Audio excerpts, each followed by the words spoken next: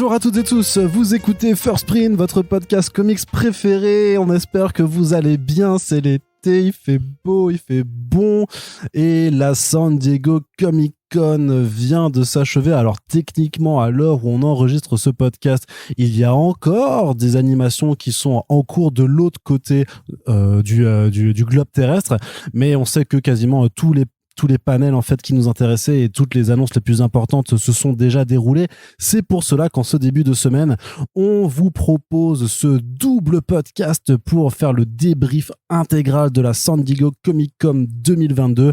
Alors on va découper ce podcast en deux parties. Une première partie qui sera déjà bien longue, consacrée aux comics tout simplement parce que c'est quand même un peu le nerf de notre guerre à nous, en tout cas sur First Print, c'est quand même ce qu'on préfère. Et puis c'est aussi parce qu'on aime vous faire patienter un petit peu, hein, voilà, forcément. On vous proposera une seconde partie pour aborder la partie télé et cinéma parce que il faut quand même le dire. Après 2 années où le Comic-Con avait fait une édition en ligne, Comic-Con at Home, à cause du confinement, de la pandémie et tout ça, eh bien, il fallait quand même dire que les deux dernières annonces étaient un petit peu ennuyées, qu'il n'y avait pas grand-chose à raconter parce que beaucoup des gens qui étaient présents d'habitude en fait ne jouaient pas le jeu, donc n'étaient pas là. Et pour celles et ceux qui étaient là, c'était quand même pas incroyable non plus d'assister simplement à des réunions Zoom, hein, tout simplement. Mais 2022, retour de l'édition en présentiel et on peut dire que les éditeurs, les studios ont plus que joué le jeu, hein, ils étaient de retour en grande forme, ils étaient là, ils ont fait bon, ça fait 2 ans qu'on n'a rien, qu'on s'est retenu, là on balance tout. Imaginez comme si quelqu'un qui s'est retenu de fumer par exemple, hein, pendant 2 ans et qui d'un coup se dit j'allais dire quelque chose de beaucoup plus sale. Ça s'est entendu. Tu me connais Corentin d'ailleurs, salut Corentin. Salut. Ça va? Oui. Très bien. Je suis fatigué. C'est normal. On a charbonné, hein, Corentin. On a charbonné complètement. Et donc voilà. Donc après 2 ans de retenue, on a lâché la sauce, hein, littéralement. Et donc il y a eu énormément d'annonces de fêtes. C'était assez rude à vivre de notre côté, même à distance. Mais au moins, il y a beaucoup de choses à débriefer. Donc c'est parti pour la première partie de ce gros débrief de la SDCC 2022 avec la partie comics. Mais d'abord, Corentin, j'ai envie de te poser une question plus générale. Simplement, comment tu as trouvé cette San Diego Comic Con 2022? Bah écoute, oui, comme tu l'as dit, c'est cool de revenir un peu à ce que c'était avant. On croyait un peu que ce serait justement une façon pour les studios qui se déportent sur d'autres conventions. Ils ont tous leurs trucs à eux. Il y a la D23 pour Disney, il y a le DC Fandom, effectivement, pour DC Comics, DC Films, DC Entertainment en général. Donc on croyait en fait que ce serait juste une façon pour eux de se positionner dans l'année en mettant les projets les plus immédiats. Ça a été le cas pour Warner Bros. Et pour quelques autres. Finalement, on a eu quand même de la fantasy, on a eu du jeu vidéo un peu, on a eu des comics pas mal quand même. Et au niveau des studios de cinéma, qui est un peu le truc qui amène le regard public, on a finalement eu un Marvel Studios assez en forme, je trouve. On en parlera dans la partie cinéma, mais clairement, je sais pas s'il y a un mec de Warner Bros qui a croisé Kevin Feige, qui lui a fait une petite blague en mode genre The Batman c'est vachement bien, hein. Et du coup ça l'a dû l'énerver. Je pense qu'il a dit j'arrive, je vais vous piétiner la gueule. Il est arrivé avec un gros coffre d'annonces, il a tout balancé. Effectivement, c'était fatigant à relayer. Vous n'imaginez pas la soirée qu'on a vécue hier soir. Les 2 soirées, faut dire, c'est quand même en l'espace de moins de 72 heures, c'est plus de 70 articles balancés, alors que d'habitude on a une moyenne de 10 articles par jour, donc on a plus que doublé la cadence. Hein.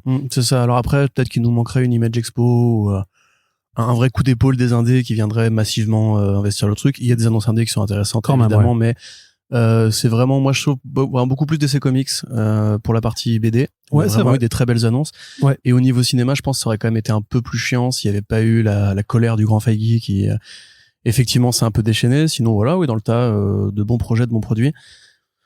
Je me suis vraiment emmerdé à la conférence Warner Bros. Je tiens à le dire. Même prendre 1 heure pour parler de The Sandman quand t'es pas sur place et que t'attends juste la putain de bande-annonce et que tous les extraits sont montrés que aux festivaliers. Un truc qu'on dit à chaque fois, et donc on va le répéter ici, c'est le 3, par exemple, où les conférences sont live streamées. Alors tu te dis ouais, mais du coup ceux qui vont à la Comic-Con, ils ont pas d'avantage particulier à payer. Bah si, ils ont accès aux artistes, ils ont accès aux signatures, ils ont accès à des goodies exclusifs, au panel et au stand. Donc ils ont un intérêt à payer, ils peuvent aller se faire plaisir, rencontrer leur vedette préférée, etc., comme les vrais Comic-Con en France ou ailleurs. Donc moi je comprends pas pourquoi on ne live stream pas les conférences quand il y a des trailers, quand il y a des artistes qui sont invités pour parler de leur travail, parce que du coup le suivre sur un feed Twitter où un mec te répète ce qu'un autre mec a dit sur scène en essayant de ne pas le reformuler pour que ça tienne dans 480 caractères ou je sais pas quoi, c'est ultra frustrant, c'est pénible à suivre, c'est chiant. Et en plus, ça monopolise l'info à justement des live streamers sur place au lieu d'avoir un regard critique ou un commenté à l'ensemble de la planète.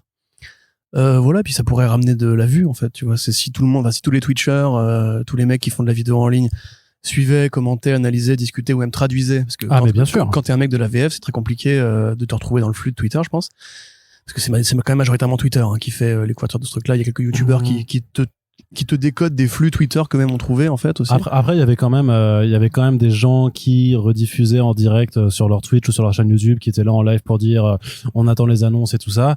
Oui, mais alors, voilà, je t'avoue que ils commentaient ce qu'ils voyaient eux-mêmes sur les réseaux en fait. Oui, c'est ça, parce que je suis pas allé regarder non plus, parce qu'on s'ennuyait déjà tous les deux. C'était déjà bien compliqué comme ça.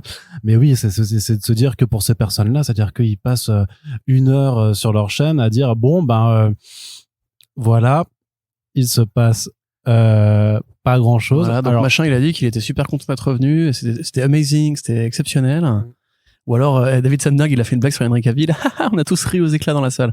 C'était un mode genre, déjà j'ai pas la blague, ensuite c'est sûrement pas drôle, et ensuite je suis pas dans la salle avec vous, donc fuck off. Mais tu vois, du coup voilà, moi je comprends pas pourquoi, pareil, quand t'as l'entrée sur scène de Dwayne Johnson en costume avec les éclairs, incroyable, pourquoi tu te le taper dans une vidéo en 144p sur Twitter au lieu d'avoir en fait ce happening mondial qui fait plaisir aux fans, parce que quitte à faire un panel de 1 heure où grosso modo on a juste 2 bandes annonces pour Warner Bros, et où à part ça c'est quand même à peu près tout, autant le filmer, autant le montrer, autant le présenter au monde en fait. Donc ça c'est toujours une incohérence que je n'arrive pas à saisir. Je trouve même que ça a participé à fragiliser en fait l'image de la SDCC, parce que par exemple le 3 c'est l'événement annuel parce que tout le monde peut le suivre, alors que sinon voilà, la D23 elle est en partie captée. Le fandom il est diffusé complètement, ouais. Voilà, donc je trouve ça vraiment idiot, mais bon, on a quand même ce grand happening où tout le monde est là. Donc il y avait HBO, il y avait Warner, il y avait Disney, il y avait même Netflix. Donc il y avait DC Comics, il y avait Image, il y avait Marvel, il y avait Boom Studios, il y avait IDW, voilà, quand même les éditeurs étaient présents aussi. Oui, non, mais il y avait même Onipress qui organisait une vente aux enchères, ils ont revendu leur machine à café, puisque du coup tu me piques mes blagues toujours, mais voilà, qui disait on n'est pas là, mais vu que c'est la merde, on fait. C'est que plus cette blague dure, plus tu me dois de l'argent en fait là. C'est vrai. J'ai déposé le copyright hier. C'est vrai. Avec Dynasty Saga Kang. C'est pas mal. Du coup voilà. Non, sinon je me suis plutôt bien amusé. Effectivement, c'est beaucoup de boulot à couvrir à deux. Mais vous vous en foutez de ça. Ce qui compte, c'est les annonces comics. Voilà.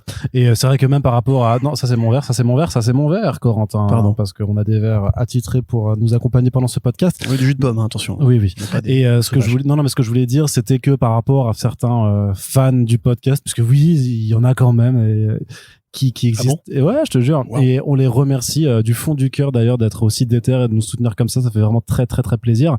Qui disent si on avait plus de moyens et tout ça, et que ce soit avec First Print ou comicsblog.fr, on pourrait faire du Twitch et tout ça. Mais en l'heure actuelle, franchement, on va être honnête, si vous aviez dû nous suivre sur une chaîne Twitch, bon après je pense qu'on aurait déconné, il y aurait pas eu de problème, mais quand même ce serait pas très très intéressant à regarder. Il faudrait trouver vraiment quelque chose qui vaille le coup pour faire de l'animation. Et c'est vrai que voilà, s'il y a non mais pour le fandom c'est envisageable par exemple, mais là c'est vrai que effectivement nous actualiser des barres Twitter et des pages YouTube en plus surtout qu'il faudrait faire les articles en parallèle. Ouais. Donc du coup je te laisse Arnaud, je vais aller écrire l'article pendant que tu parles aux gens et tu vas les distraire avec tes blagues. Non mais après si forcément on le faisait, je pense qu'en plus faudrait ça s'organiser sur une autre dynamique, et c'est effectivement se dire qu'on ferait plutôt du Twitch et qu'on rédigera après, mais ça du coup ça double un peu la quantité de travail à faire. Mais voilà, ce que je veux dire c'est que ce serait pas forcément super intéressant, mais par contre ce qui est clair c'est qu'il y aura un intérêt évident pour la San Diego Comic Con de diffuser tout ça en live. Il l'a dit Corentin, c'est que en termes de commentaires en direct, je pense que tout Twitch ne parlerait que de ça. Donc c'est vrai qu'en termes de vues, d'impact et tout ça, ce serait déjà que ça, il y avait beaucoup de hashtags qui étaient en trending parce que la SDCC, mais j'imagine que ce serait décuplé. Donc c'est vrai que ça c'est Restore ce Snyderverse. Non, parce que non, celui on y reviendra dans la seconde partie. Donc pour l'instant les comics c'est avant tout la bande dessinée, parce que DC Comics, Marvel, Image, Boom, IDW, tout cela était bien présent et on jouait le jeu. Alors forcément de façon un peu fortuite, parce que ce qui se passe c'est que tous les mois il faut aussi faire les annonces qui arrivent pour les comics qui arrivent 3 mois après. Donc là en l'occurrence tous les éditeurs avaient encore des choses à annoncer pour les mois d'octobre, mais ils ont commencé à prendre les devants aussi pour parler de novembre, décembre de 2023. Donc il y avait pas mal de choses, et on va commencer. Alors ce qu'on a fait, vous savez qu'on est tous les deux journalistes pour comicsblog.fr, on a décidé de réunir en fait toutes les actualités qu'on a rédigées pour la SDCC sur un seul article, qui est donc sur la home. Vous pouvez pas trop la louper et vous verrez que du coup il y a une 70 liens environ. Une 70aine. J'aime bien, ou 7 dizaines.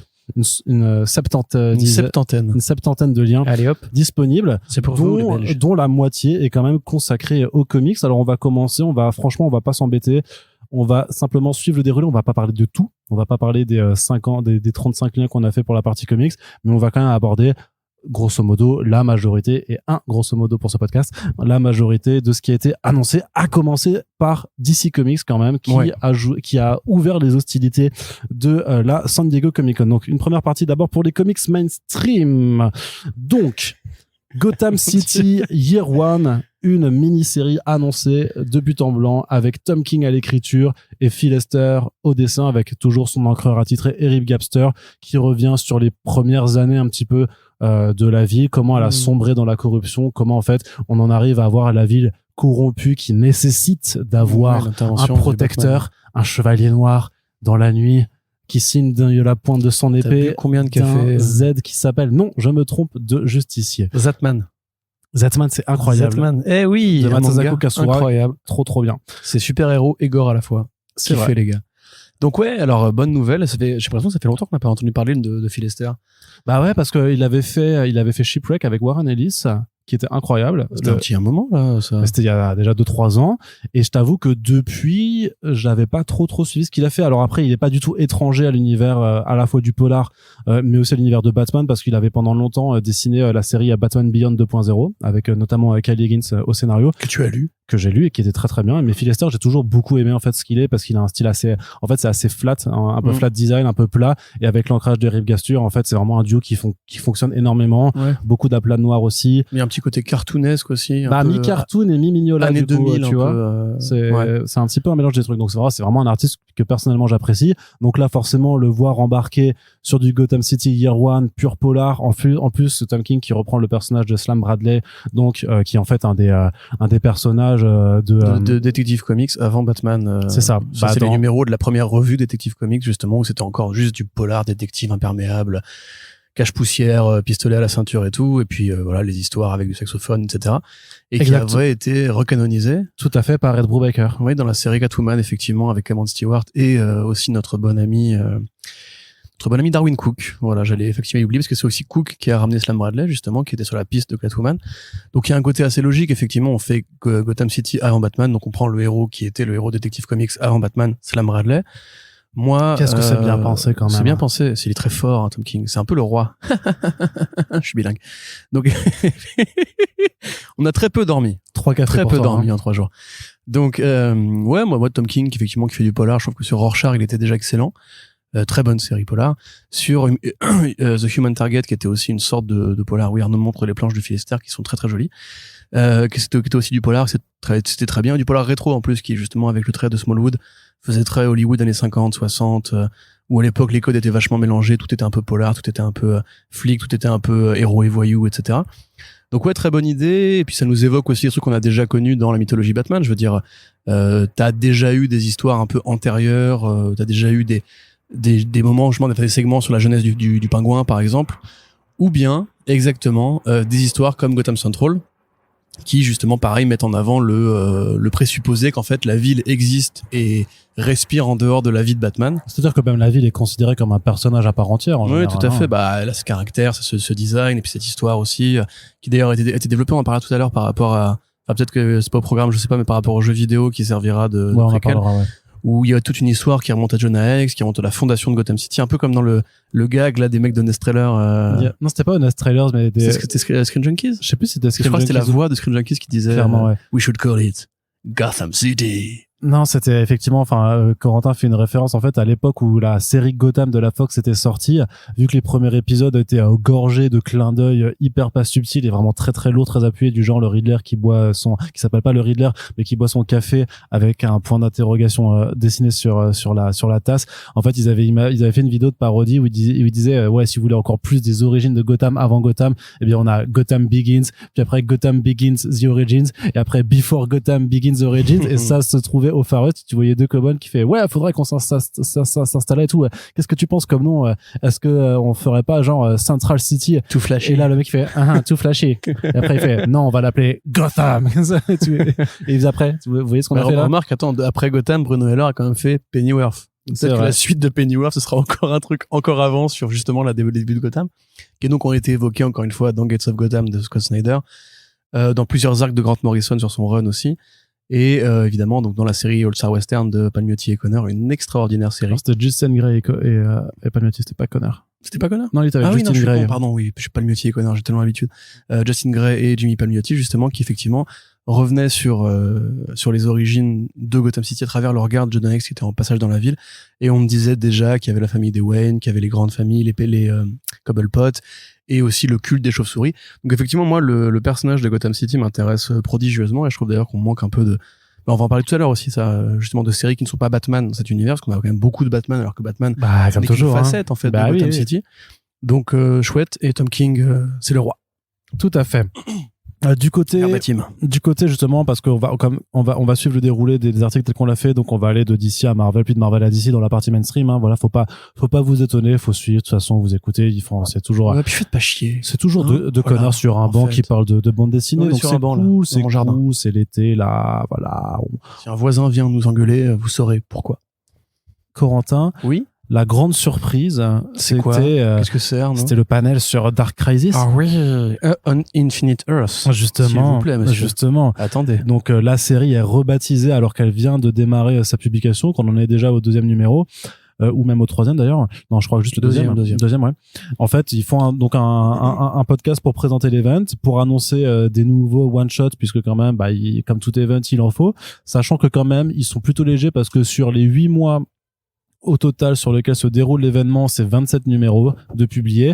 Alors tranquille. que... Non, mais tranquille, je suis désolé, mais en face... Oui, je sais.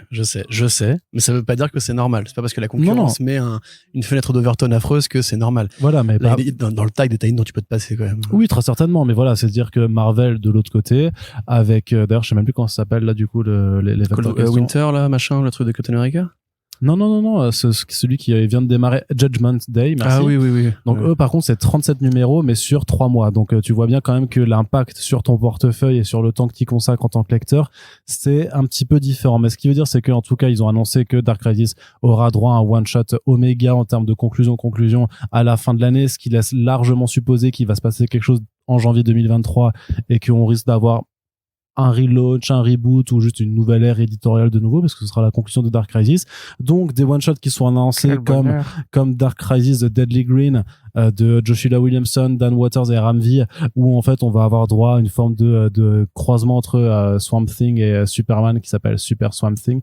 Voilà, c'est achevez-moi.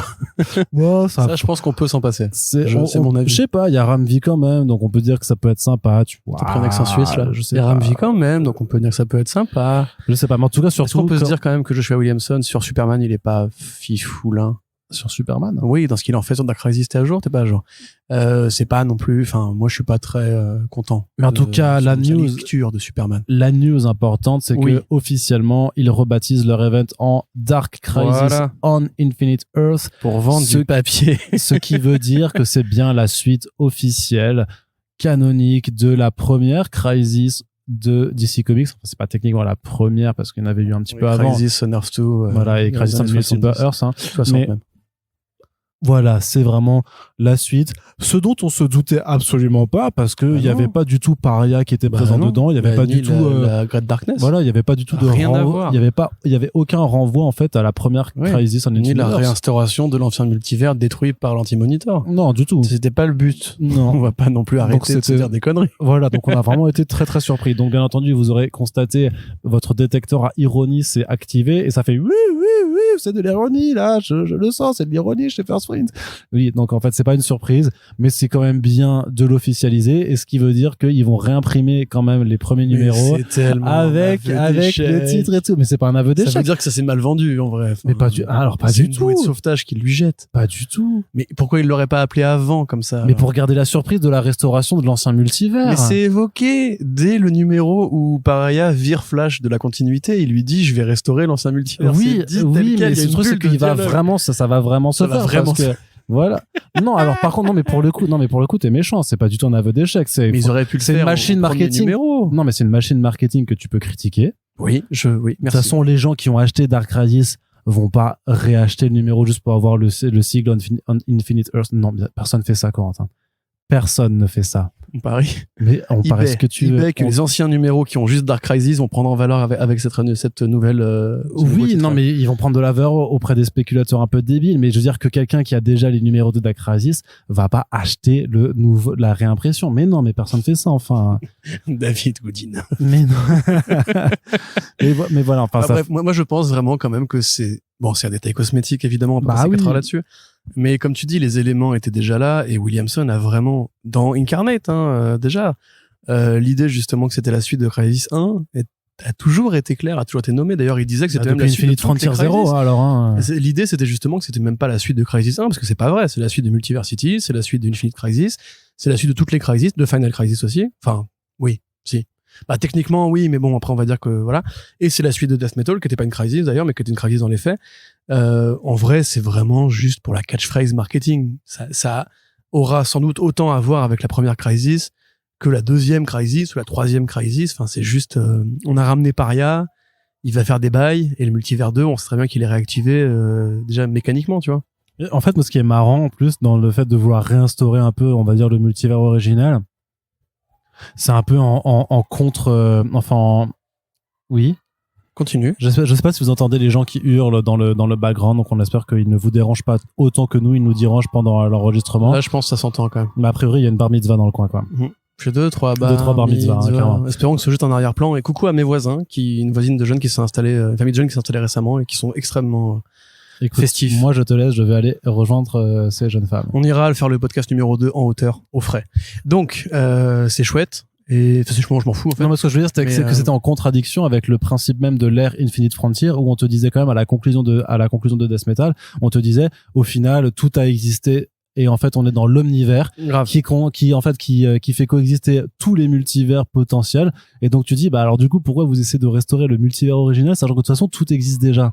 Et en plus, parce que c'est un truc que évoque de son côté Geoff Jones dans, Flashpoint Beyond, ouais. C'est qu'aussi lui n'a pas renoncé à son idée justement qui n'est pas l'omniverse mais qui est j'ai oublié le nom qu'il donne à ça, mais tu sais l'idée qu'en fait la continuité DC Comics est manœuvrée par l'idée, c'est pas l'hypertime, tu sais, quand justement en fait Dr Manhattan découvre le fonctionnement en fait de l'univers DC. Ah, non, c'était pas le métavers, mais je me rappelle. Non, c'était un autre truc, mais je me rappelle, oui. Pardon. Le truc qu'il y avait dans Doomsday Clock 11 là.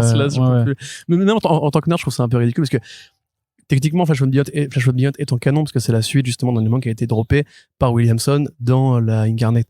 Et lui, justement, n'a pas renoncé à l'idée qu'en fait, l'univers DC, il est d'un seul tenant et qu'en fait, les reboots, les désacralisations de continuité, etc., sont juste la mécanique en fait naturelle des dieux qui recréent en fait l'univers à chaque fois que Superman réapparaît. Donc comment tu peux faire que ce soit canonique tout ça? On fera un podcast quand la Crisis sera terminée parce que vraiment j'y tiens. Vous savez qu'on est fan de la continuité des crises chez DC, voilà, et qu'on est des gros nerds qui pourront passer 1 heure à en parler. Mais là, précisément, Mais qu'on y passe 4. Mais là, précisément, le fait justement de vouloir revenir à Crisis 1, je trouve ça curieux parce que tu peux pas juste annuler tout ce qui s'est passé entre temps ou même dire, ouais, on va ramener l'ancien univers. Et donc, c'est pour ça que c'est Crisis 1. Non, Crisis 1, c'est un rôle parce que les monitors. C'est pas juste parce que Paria, il casse les couilles, tu vois. Là, c'est Crisis 2, à la limite. Dans ce cas-là, on pourrait l'appeler Crisis on Infinite Earths 2. Ce serait plus logique de faire ça. Dark Crisis on Metal Death Infinite Metal 2. Je suis sûr qu'un jour, ils le feront, un truc comme ça. Beyond. Et bref, du coup, on en parlera quand ce sera sorti. Pour l'instant, je tiens à le dire quand même, il y a aucun happening dans les numéros 1 et 2 qui mérite que ce titre apparaisse du néant. C'est vraiment une annonce de convention. Ouais, mais c'est cool. Ça faisait longtemps qu'on n'avait pas eu des annonces de convention. Moi, je dis voilà, ça, si on voit les éditeurs revenir en convention et qu'ils mettent un peu les burnes, tant mieux. Yes. Allez, Corentin, du côté de DC Comics aussi, il y a plusieurs titres qui ont été annoncés très Bat centrés, très Gotham centrés aussi, et notamment une préquelle. On revient un peu sur les origines de Gotham, une préquelle au jeu vidéo Gotham Knights. Qui est écrite par Evan Narcisse, donc ça c'est pas forcément une bonne nouvelle parce que c'est le mec qui a fait Black Panther Rising et on sait la BD est pas hyper bien et en plus on sait que voilà il y avait quelques petits problèmes en interne parce que le mec faisait des scénarios pas possibles et illustré par Abel. Mais ce qui est marrant c'est que donc c'est une préquelle au jeu vidéo Gotham Knights de Warner Bros Games Montréal. Et ce qui est marrant, c'est qu'ils utilisent le même modus operandi que pour Batman Fortnite, c'est-à-dire que chaque numéro aura un code pour débloquer un petit élément supplémentaire, un petit bonus, un petit skin, un petit truc alternatif dans le jeu. Mais le truc, c'est que a priori, c'est moins populaire que Fortnite, parce que déjà le jeu n'est pas sorti, donc tu peux pas t'attirer toute une fanbase non plus. C'est un peu du DLC physique. C'est complètement, il y a des gens qui vont acheter les BD. C'est complètement une autre forme de Comme ils vont DLC acheter un en DLC, fait. mais ils vont même pas les lire, juste pour avoir le code en fait. Non, alors je pense que par contre les gens seront un peu plus intéressés parce qu'on va dire que par rapport à l'image que peut avoir Fortnite auprès des lecteurs de comics, là j'imagine que les gens se diront que c'est un peu plus legit techniquement, tu vois. Et sachant que c'est pas la première fois du tout que DC Comics fait des bandes dessinées qui sont dérivées de jeux vidéo. Injustice c'est quand même l'exemple le plus parlant parce que c'est l'un des rares comics dérivés de jeux vidéo Arkham. qui était très très bien. Arkham Unhinged, c'était vraiment très pas bien, mal. Freddie Williams. Il y avait beaucoup de gens dessus. C'était en digital first, donc en fait il y avait des équipes créatives toutes les 3 semaines qui changeaient. Et surtout t'avais Scribble Notes and Mask qui était incroyable. Non, Corentin s'en souvient peut-être pas. J'ai pas. Mais en fait Scribble Notes, tu sais, c'est le jeu où tu inventes les trucs parce que tu dessines les mots, tu inventes les histoires. Ça fait un objet qui apparaît. Le concept est génial. Le concept appliqué en BD était incroyable parce que du coup ils avaient vraiment joué à fond la carte aussi du multivers et des continuités. Et du coup il y avait eu des numéros où voilà il y avait 50 000 Batman qui apparaissaient avec des références dans tous les sens, et c'était vraiment hyper jouissif à lire. C'est un comics qui est toujours inédit en VF, donc Urban Comics, si vous nous entendez, il y a un vrai potentiel, il y a un plus grand potentiel que pour Spaceman. On a compris la blague, hein. Merci, bravo, c'est très original. Mais donc Corentin quand même avec Jim Lee qui signe une couverture variante en wraparound avec avec Nightwing, Robin, Batgirl et Red Hood qui seront donc les personnages jouables du jeu. C'est à la fois un titre qui se déroulera dans le passé, enfin mais à l'époque contemporaine, mais aussi qui remontera jusqu'au 19e siècle dans les années. La Gates of Gotham encore une fois, un petit peu John X encore une fois. C'est vraiment l'origine. Parce que toi tu as dit que tu voulais l'acheter. Bon, peut-être pas l'acheter, mais je vais le lire en tout cas. Oh bah, comment tu vas faire? Salut les gars. Comment tu vas faire? Je vais demander un peu de me le prêter. Tu vas les acheter toi, Arnaud? C'est ça. Ce sera forcément édité en France. Urban Comics est très sur les adaptations de justement Arkham Knight. Le truc c'est qu'il faudrait qu'il le fasse limite rapidement pour profiter encore de l'happening avec la sortie du jeu vidéo. Mais ouais, bon, si le jeu vidéo se vend bien, je pense que même un an après, c'est encore une valeur. Mais je suis pas sûr qu'ils se vendent bien.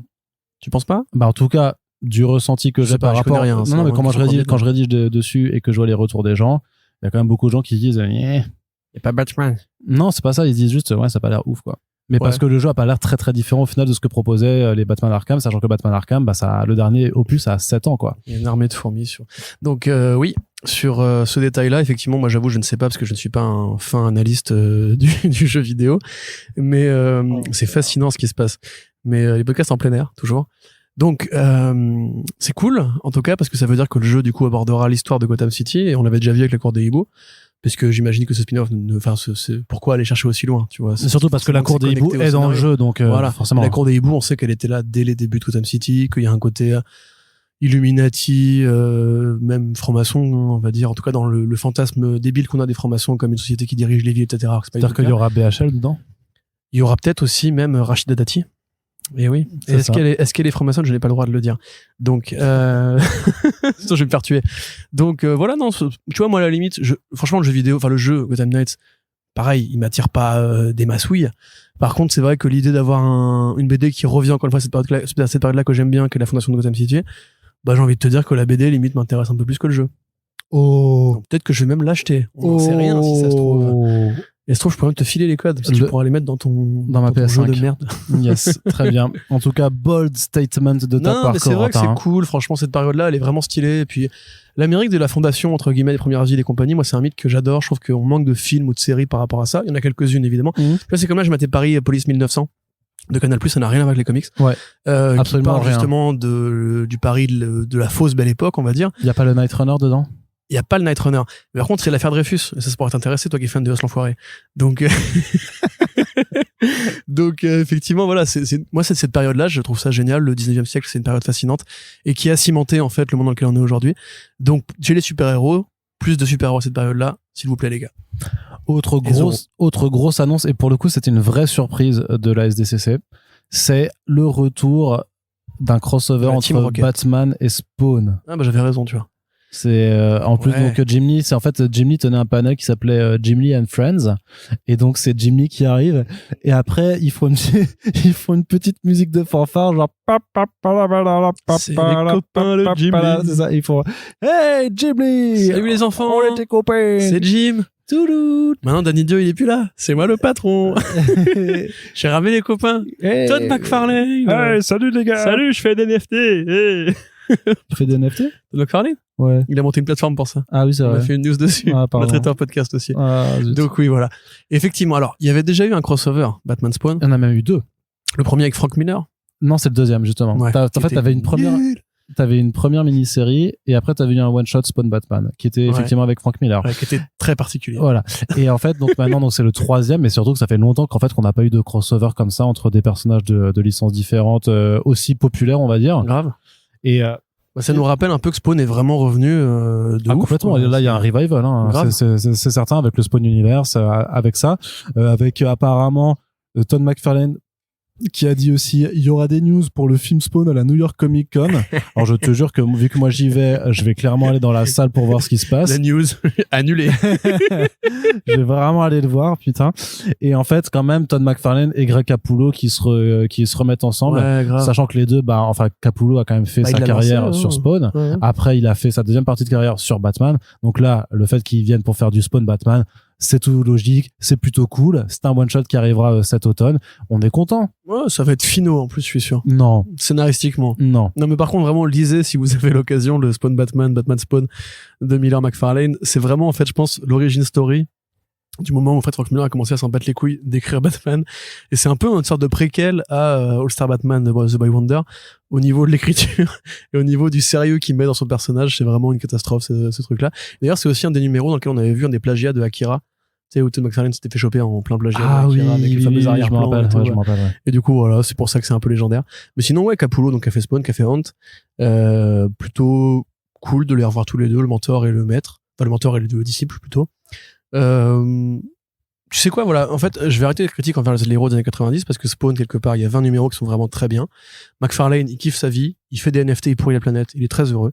Et bah, tu sais quoi, moi, j'aime bien Todd McFarlane, je le dis, voilà. C'est un peu mon, tu sais, c'est quelqu'un qui fait pas que des trucs bien. Qu'on aime bien, tu vois. C'est ça, non, mais tu vois, c'est qu'il fait pas que des trucs bien. Alors que ce soit par rapport à NFT ou quoi que ce soit, mais je veux dire, c'est que, voilà, le truc, c'est par contre, c'est un mec qui, je pense, c'est sincèrement, qui a jamais été malhonnête en fait. Je pense que par contre c'est un vrai fan de BD. Il aurait pu se passer de faire de la BD comme beaucoup de mecs, il aurait pu aller vers d'autres industries. Non mais c'est non seulement un fan de BD, c'est un fan de ses personnages, c'est un fan de produits dérivés. Après c'est un vrai entrepreneur, mais qui s'en est jamais caché en fait. Il a toujours dit qu'il était là aussi pour faire du business. Il s'est jamais caché de kiffer le côté industriel dans l'industrie. Oui. Image Comics c'était que ça au départ. Ouais. Et c'est pour ça que riche avec nos personnages. Hein. Mais c'est pour ça que tu peux pas forcément, enfin qu'il y a pas de reproche à lui faire en fait de vouloir mener ses projets de la façon dont il les mène. Non, c'est sûr. Après, on peut lui reprocher de pas être plus versatile que Spawn, parce que moi, je trouve ça fascinant. Tu vois, le mec qui a vraiment un personnage passion qui va tenir toute sa vie comme Mignola avec Hellboy. Mais en même temps, tu te dis que, enfin, Mignola, c'est quand même McFarlane, c'est un dessinateur vraiment très talentueux. Moi, je regrette, tu vois, de pas l'avoir vu plus sur d'autres projets que sur Spawn, parce que Spawn, je dois bien dire, quand même, m'ennuie un peu maintenant. Il y a tellement de numéros, tellement d'art. Mais t'as profité du Spawn Universe pour te remettre dedans? J'ai essayé, ouais, The Scorch, c'est toujours écrit comme du McFarlane, quoi. Donc, moi, mécaniquement, j'aime bien ce qu'avait fait Eberlin, par exemple, dessus. Ouais. Le travail de Bendy sur Spawn était génial. Tous les scénaristes qu'il avait invités, mais c'est pas un grand scénariste, en fait. Par contre, le film m'intéresse vraiment, parce que justement, dans ce côté, l'œuvre d'une vie, parce que toute sa vie, il fera que du Spawn, en fait, un petit peu comme Jeff Darrow fait que du Shaolin Cowboy maintenant, et il fera ça jusqu'à sa mort. Tu peux te dire, ouais, écoute, voyons voir ce que ça donne au cinéma, et puis c'est cool, effectivement, la légende du mec qui a claqué la porte de Marvel en se disant je m'en bats les couilles, je vais faire mon truc à moi, et qui est devenu riche à en crever grâce à ça. Parce que il est vraiment très riche quand même, j'insiste là-dessus, il est vraiment mais très peut-être riche, que le mec en fait maintenant est un peu prisonnier aussi de l'image du personnage qu'il s'est construite. Non, je pense qu'il s'en fout. Tu le vois en interview, c'est vraiment un mec très détendu. Je pense vraiment qu'il en a rien à cirer. C'est le mec, il a gagné tous ses paris en fait. Tu vois, c'est à mon avis, je pense que vraiment il kiffe au quotidien. Je pense sincèrement que le gars n'a pas de problème de conscience ou quoi. Comme Frank Miller par exemple, tu vois, qui peut-être a plus de secrets dans le placard ou de côté, putain, une époque j'étais vraiment un enfoiré. Lui, je pense, McFarlane, toute sa vie, il a kiffé. Même le procès avec Gaiman, il a réussi à se remettre bien avec lui derrière. Ouais, c'est vrai. Donc, après ça, c'est quand t'es entre adultes et que tu discutes, quoi. Ouais, et puis quand t'es à Gaiman en face de toi, qui est le mec le plus adorable de la Terre. Et d'autant plus que ce qui est marrant, c'est que Frank Miller était aussi présent d'ailleurs à la SDCC. Mais comme d'hab, pour parler de Batman. Non, mais parce qu'il remettait aussi des Eisner Awards à la cérémonie de remise des prix, tout stylé. Ça. Mais ce qui est marrant, c'est, je me dis, parce qu'en fait, l'organisation de la Comic-Con avait volontairement exclu tout panel et toute intervention qui parlerait de NFT. Ils ont dit, il y aura pas de NFT à la San Diego Comic-Con. ce que je trouve pour le coup vraiment super cool. À voir si c'est maintenu si ce sera maintenu l'année prochaine. Mais ce qui est marrant, c'est que je me dis, c'est que voilà, il y avait des McFarlane qui étaient sur place, il y avait des Miller et ça. Je me demande si on leur a pas dit un petit moment, en fait, les gars, juste par contre, vos trucs de NFT là, c'est quoi le délire? Pourquoi? Ça honnêtement, si c'est le cas, enfin en tout cas si ça a été acté et dit comme ça, franchement, big up les gars, parce que j'avais vraiment peur. Quand tu dis la SDCC revient et forcément elle est obligée de se positionner sur des sujets d'actualité. Le fait qu'on n'ait pas eu un panel NFT as the future, etc., j'étais vraiment très content. Ouais, non, mais de toute façon, franchement, c'est quand même aussi des gens qui viennent aussi apparemment des comics. C'est quand même juste les 3/4 de l'industrie américaine qui sont là. Évidemment qu'ils vont pas faire de panel. Enfin, et puis en parallèle, t'as Elon Musk qui a vendu toutes ses actions crypto à Bitcoin, donc peut-être ça aurait pas été non, parce que justement, en fait, c'était le gros avocat en mode genre les vrais grands 1% sont de notre côté. Rendez-vous compte vraiment que c'est juste un business pyramidal, mais on va pas refaire voilà. Bref. Donc, la suite, Arnaud. La suite, c'est du... Qu'est-ce que c'est, c'est du Marvel. Ah, on Marvel. va pas faire toutes les annonces Marvel non plus, comme on ne va pas faire toutes les annonces d'ici, mais il y en a une vraiment hyper excitante, qui clairement, je pense que quand tu l'as entendu, toi, tu as eu clairement... ah oui, d'accord, oui. Je pense... C'est un copain de Alan Moore et de un autre mec qui s'appelle Moore. Une tour Eiffel en 1958, je pense. Tout à fait. C'est Tradmoor. Quoi, 58. Je sais pas. Elle est pareille depuis le début. Hein. Ouais, mais justement, elle était forte à ce moment-là. 58, ils avaient repeint les... Très forte. Ils avaient mis de l'huile dans les jointures. Non, mais clairement, ton sexe était dressé tout droit vers l'infini. En plein air. Car Tradmoor est de retour chez Marvel. Jouer un nouvel tour. Pour une mini-série Doctor Strange. Fall Sunrise. Ça démarre en novembre 2022. C'est la première fois qu'il dessine et qu'il écrit à la fois. Voir qu'il écrit tout court. Ouais, c'est ça, c'est ce que je dis. Qu'il écrit donc sur une bande dessinée. Il avait régalé les lecteurs et les lectrices de Marvel avec Silver Surfer Black de Donny Cates. On vous en a parlé dans un Back Issues, recherché dans les archives de notre podcast. C'est une BD qui est incroyable, toujours disponible. Il faut la lire si vous ne l'avez pas fait. Tradmoor, c'est aussi du Luther Strode, c'est magnifique. C'est aussi The New World avec Alex Scott, c'est incroyable. Un segment de Batman Black and White. Du Batman Black and White, déjà, qui est exceptionnel. Et surtout, excuse-moi, je te coupe, mais Silver Surfer Black, je suis désolé. Il faut le lire aussi parce que c'est l'origin story de Null dans le Donny Cates verse qui est encore en activité dans Thor. Donc c'est aussi un élément, c'est une pièce manquante, on va dire, de toute la continuité de Donny Cates. Mais du coup, on est donc sur du Tradmoor, sur du Doctor Strange. On a toujours vanté le style très psychédélique de Tradmoor en disant que c'était un peu le fils caché de Steve Ditko. Donc là, il se met sur du Doctor Strange, qui est donc Steve Ditko-esque. Enfin voilà, on sait très bien tout ce que Steve Ditko a fait sur Doctor Strange et comment en fait les Eternity. Et comment les comics en fait ont gardé cette trace de lui à jamais. Donc il y a une forme de filiation et d'héritage en fait tout à fait logique qui se fait.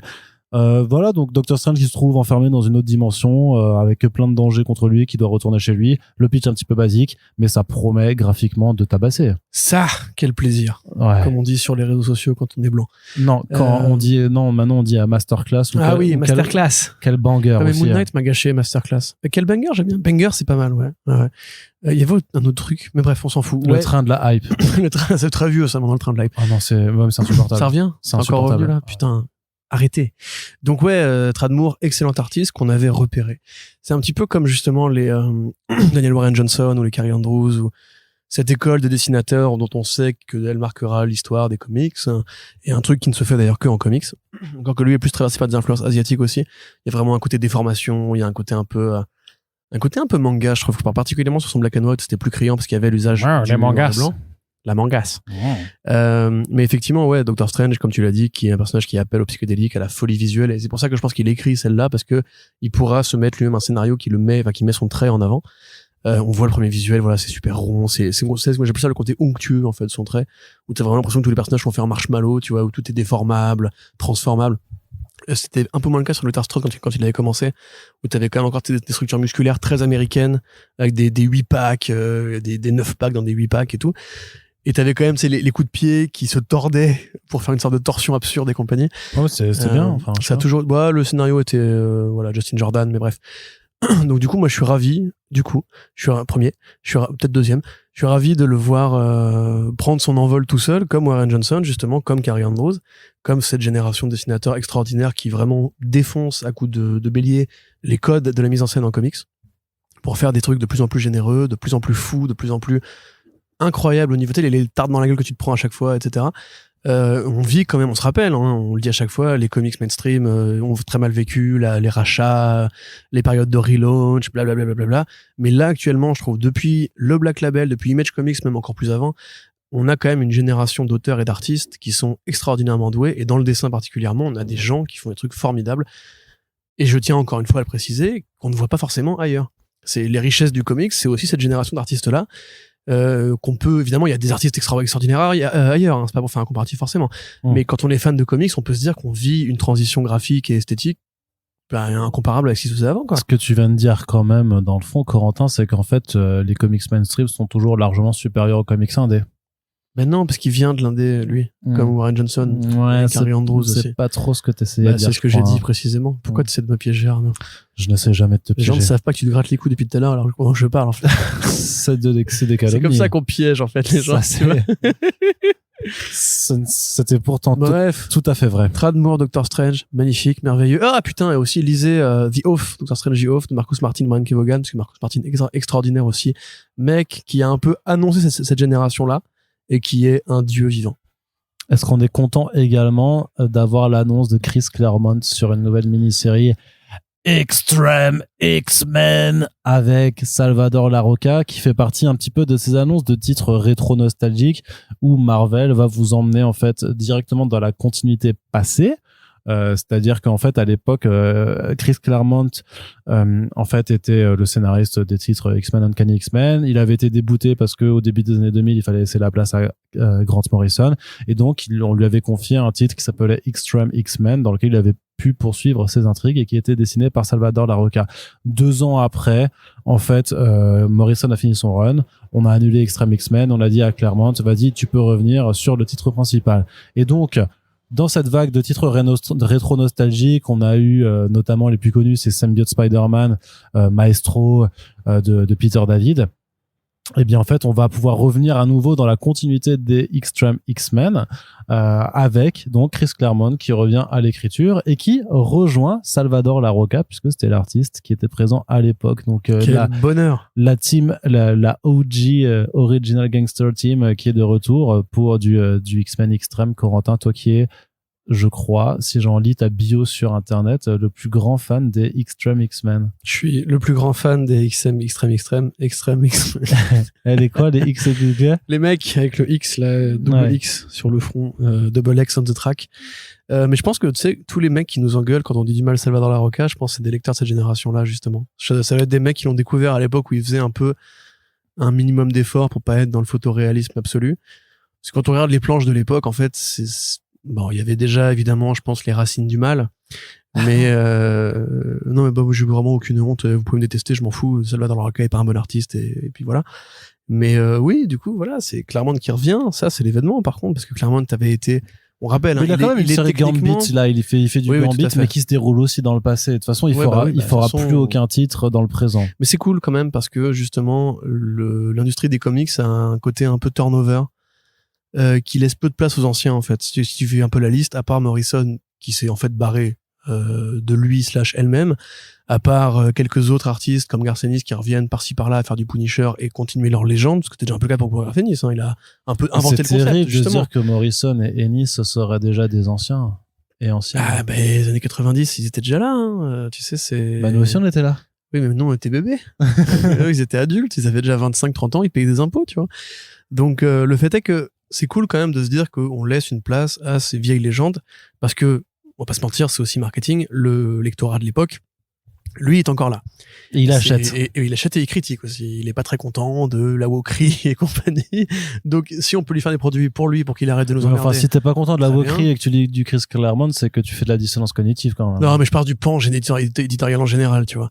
Donc, effectivement, Peter David, Chris Claremont, Louis Simonson, Fabian Nicieza, etc. C'est chouette de voir qu'ils ont encore du boulot. Moi, ça me va de ce côté-là. Salvador Larroca, je m'en fous, mais complètement. Les Extreme X-Men, pareillement. Je pense que c'est vraiment même un petit bout, en fait, de la carrière de Claremont qui a quand même duré assez longtemps, sur les X-Men. C'est pas le truc c'est pas le truc le plus important. À moins qu'on était vraiment là à l'époque et adolescent et fan. À mon avis, cette annonce-là, elle fait vraiment pas secouer les masses, mais j'en sais rien. Si ça se trouve, je me trompe. Si ça se trouve, toi, jeune lecteur de 17 ans, tu es incroyablement secoué parce qu'on vient de t'annoncer. Mais tel quel, non, voilà, c'est bien pour Claremont. Parce qu'on se rappelle, Claremont, techniquement, est encore en contrat avec Marvel pour une sorte d'exclusivité qui fait qu'il peut pas travailler ailleurs. Et depuis son placard, où il était payé tous les mois pour respirer, et où il vivait des réimpressions, en fait, de son travail, il faisait rien du tout, jusqu'à encore il y a 2 ans. Alors là, il est revenu pour un arc des Legends, 3 ans. Il est revenu pour un arc des Legends. Là, il revient pour un vrai projet. Peut-être qu'on pourrait imaginer que Claremont a de nouvelles choses à dire sur le monde des X-Men.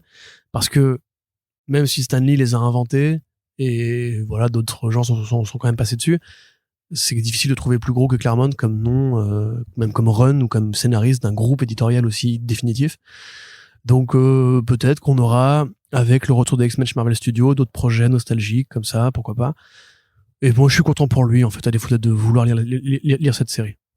Très bien. Je bafouille. Et autre projet aussi un petit peu dans le passé et avec les légendes, c'est J.M. DeMatteis, donc dont on nous confirme le titre qui avait déjà été annoncé mais qui était officialisé, qui s'appelle donc Spider-Man The Lost Hunt. La chasse cachée. Donc qui est une préquelle en fait c'est pas une préquelle directe à la dernière chasse de Kraven, mais voilà, DeMatteis, c'est celui qui a fait la dernière chasse de Kraven, meilleur récit de Spider-Man ever, en tout cas dans le top 10 largement, même dans le top 5, First Print, même dans le top 5, récit emblématique des années 90 et aussi de cette ère dark des comics, quand on a découvert, en fait, en tout cas quand les auteurs nous ont fait découvrir à l'époque que les comics s'adressaient aussi aux adultes, tout simplement. Et donc là on va avoir un peu les origines du Kraven de l'ancien temps dans cette mini-série Corentin. Oui, alors des adultes, il y a aussi beaucoup de trucs pour ados dans l'âge sombre. Il y a beaucoup de c'est dark, et des meufs elles sont bonnes, il y a de la violence. Ouais, mais les meufs bonnes c'est pour les adultes, tu vois. C'est vrai que les meufs bonnes, c'est de fait, oui, parce que les enfants n'ont pas forcément conscience de ce qu'ils pourraient faire avec. Donc détrompe-toi, hein, ça. T'as commencé à quel âge, Arnaud? Alors, bouquin sur ta vie, Arnaud, quand est-ce qu'il arrive? Non, les gens veulent savoir. Faut pas. Et en plus, sur cet aspect-là de ma vie, il y a déjà quelqu'un qui est gros niqueur. Ce sera l'entête du inverbatim dessus. Tu sais qu'il y a déjà quelqu'un qui est sur le projet d'écrire. C'est vrai? Ouais. Je t'en parlerai. Je t'en parlerai en micro. Mais donc oui, effectivement, DeMatteis qui avait donc, voilà, de la même façon que cette génération de Claremont, de Nikeza, etc., et de Peter David, et David Michelini aussi d'ailleurs sur Venom, on oublie. Tout à fait. Little Protector, va revenir pour faire The Lost Hunt, donc qui serait un truc en plusieurs parties, à la fois sur on va dire un moment précis qui était aussi écrit par DeMatteis justement de Spider-Man, qui était donc la période où en fait Spider-Man se rendant compte, pensant à ce moment-là être le clone et que Ben Reilly était le vrai, laissait à Ben Reilly le soin de protéger New York City et partait à Portland, en Oregon, avec une Mary Jane enceinte. Si vous écoutez le Lemon Adaptation Club sur Spider-Man, justement, Frédéric Sigrist évoquait ce fameux trou dans la continuité de qu'est-ce qui est arrivé au gamin qui aurait été enlevé par Norman Osborn et tout. Donc on en est vraiment à ce moment-là. Et en même temps, en parallèle, en miroir, entre guillemets, on aurait l'origine de Kraven. Donc, c'est compliqué de voir comment est-ce qu'il va lier les deux événements, parce que c'est quand même 2 pans de continuité très particuliers. Donc, effectivement, il avait déjà fait la dernière chasse de Kraven, mais pas que. Il avait aussi fait Soul of the Hunter, qui était la suite en roman graphique, où Spider-Man, repentant, allait sur la tombe de Kraven et son âme piégée. Il fallait qu'il fasse une sorte de rite pour le libérer. Et aussi The Faceless Man en 94, qui était justement le frère de Kraven, le caméléon, qui prenait son apparence, parce que c'est donc un change-forme qui peut... un peu comme Decoy Octopus, prendre la forme de qui il veut, et se faisait passer pour Kraven pour affronter Spider-Man, essayer de venger son frère, mais sur le chemin, il réalisait que son frère était un enfoiré, qu'il avait bossé toute sa vie, etc. Un Eus l'enfoiré? Un Eus l'enfoiré, effectivement. Je suis dans ma rapta. Et je fais beaucoup de bar mitzvah. Bref. Donc, tout ça pour dire que, effectivement, DeMatteis revient. Je vois pas ce qu'il peut avoir de nouveau à nous raconter sur Kraven. Voilà, aristocrate russe qui perd ses terres après la révolte prolétarienne, qui va du coup se dire c'est là dans la chasse que je vais retrouver ma noblesse. Il va lui faire la bise comme un aristocrate du coup. Et je pense qu'il a beaucoup de Menders quand même, attention. Donc c'est sa faute, hein. Moi j'y suis pour rien, je n'écoute pas ça en temps normal, mais il m'oblige pour le travail, soi-disant. Donc voilà, tout ça pour dire que ça existe et que ça arrive aussi parce qu'il y a un film Kraven qui arrive. Ouais, c'est vrai. Voilà. Arnaud, pendant que tu bailles.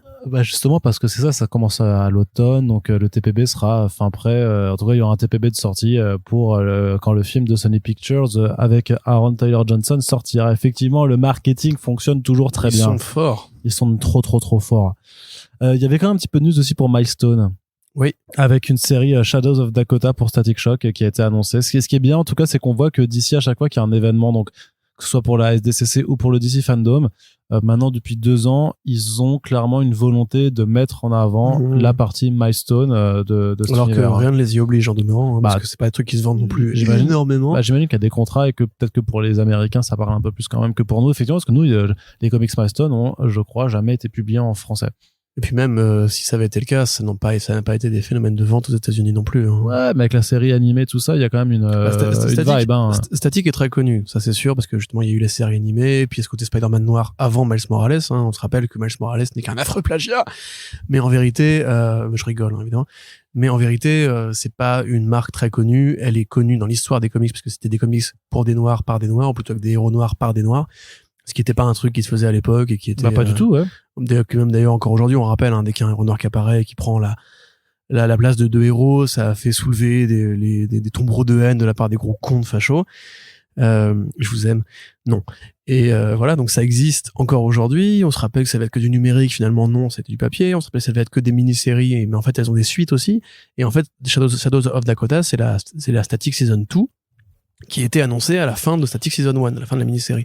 Donc vous y avez écrit d'ailleurs rendez-vous pour Static Saison 2, et ils ont dû se dire que ce serait peut-être mieux de changer les titres pour avoir des albums qui auraient des titres différents à chaque fois. C'est toujours Vita Ayala, c'est toujours Nicholas Draper Avery, qui font le scénario et le dessin, très très bons dessinateurs, qui justement pareil s'inscrit un peu dans une dynamique Spider-Verse avec un trait ultra électrique, ultra numérique, et des textures de couleurs assez géniales. La première saison était bien, la suite sera probablement très bien aussi, ça va probablement pousser aussi un petit peu l'idée des Bank Babies, qui sont donc les héros noirs qui sont nés des espèces de déflagrations qu'on a envoyées dans le ghetto pour calmer les émeutes, et qui ont créé les super-héros. Voilà, c'est chouette, milestone, documentaire aussi qui arrive pour rendre hommage à l'histoire des fondateurs, Dwayne McDuffie, Dennis Cowan, Derek Tittingle, etc., les grands mecs qui se sont présentés très en amont justement du sursaut inclusif de l'industrie des comics pour dire « Hey les gars, on existe aussi ». On va leur faire un petit docu, c'est chouette. On rappelle aussi qu'il normalement il doit y avoir un film Static Shock qui arrive.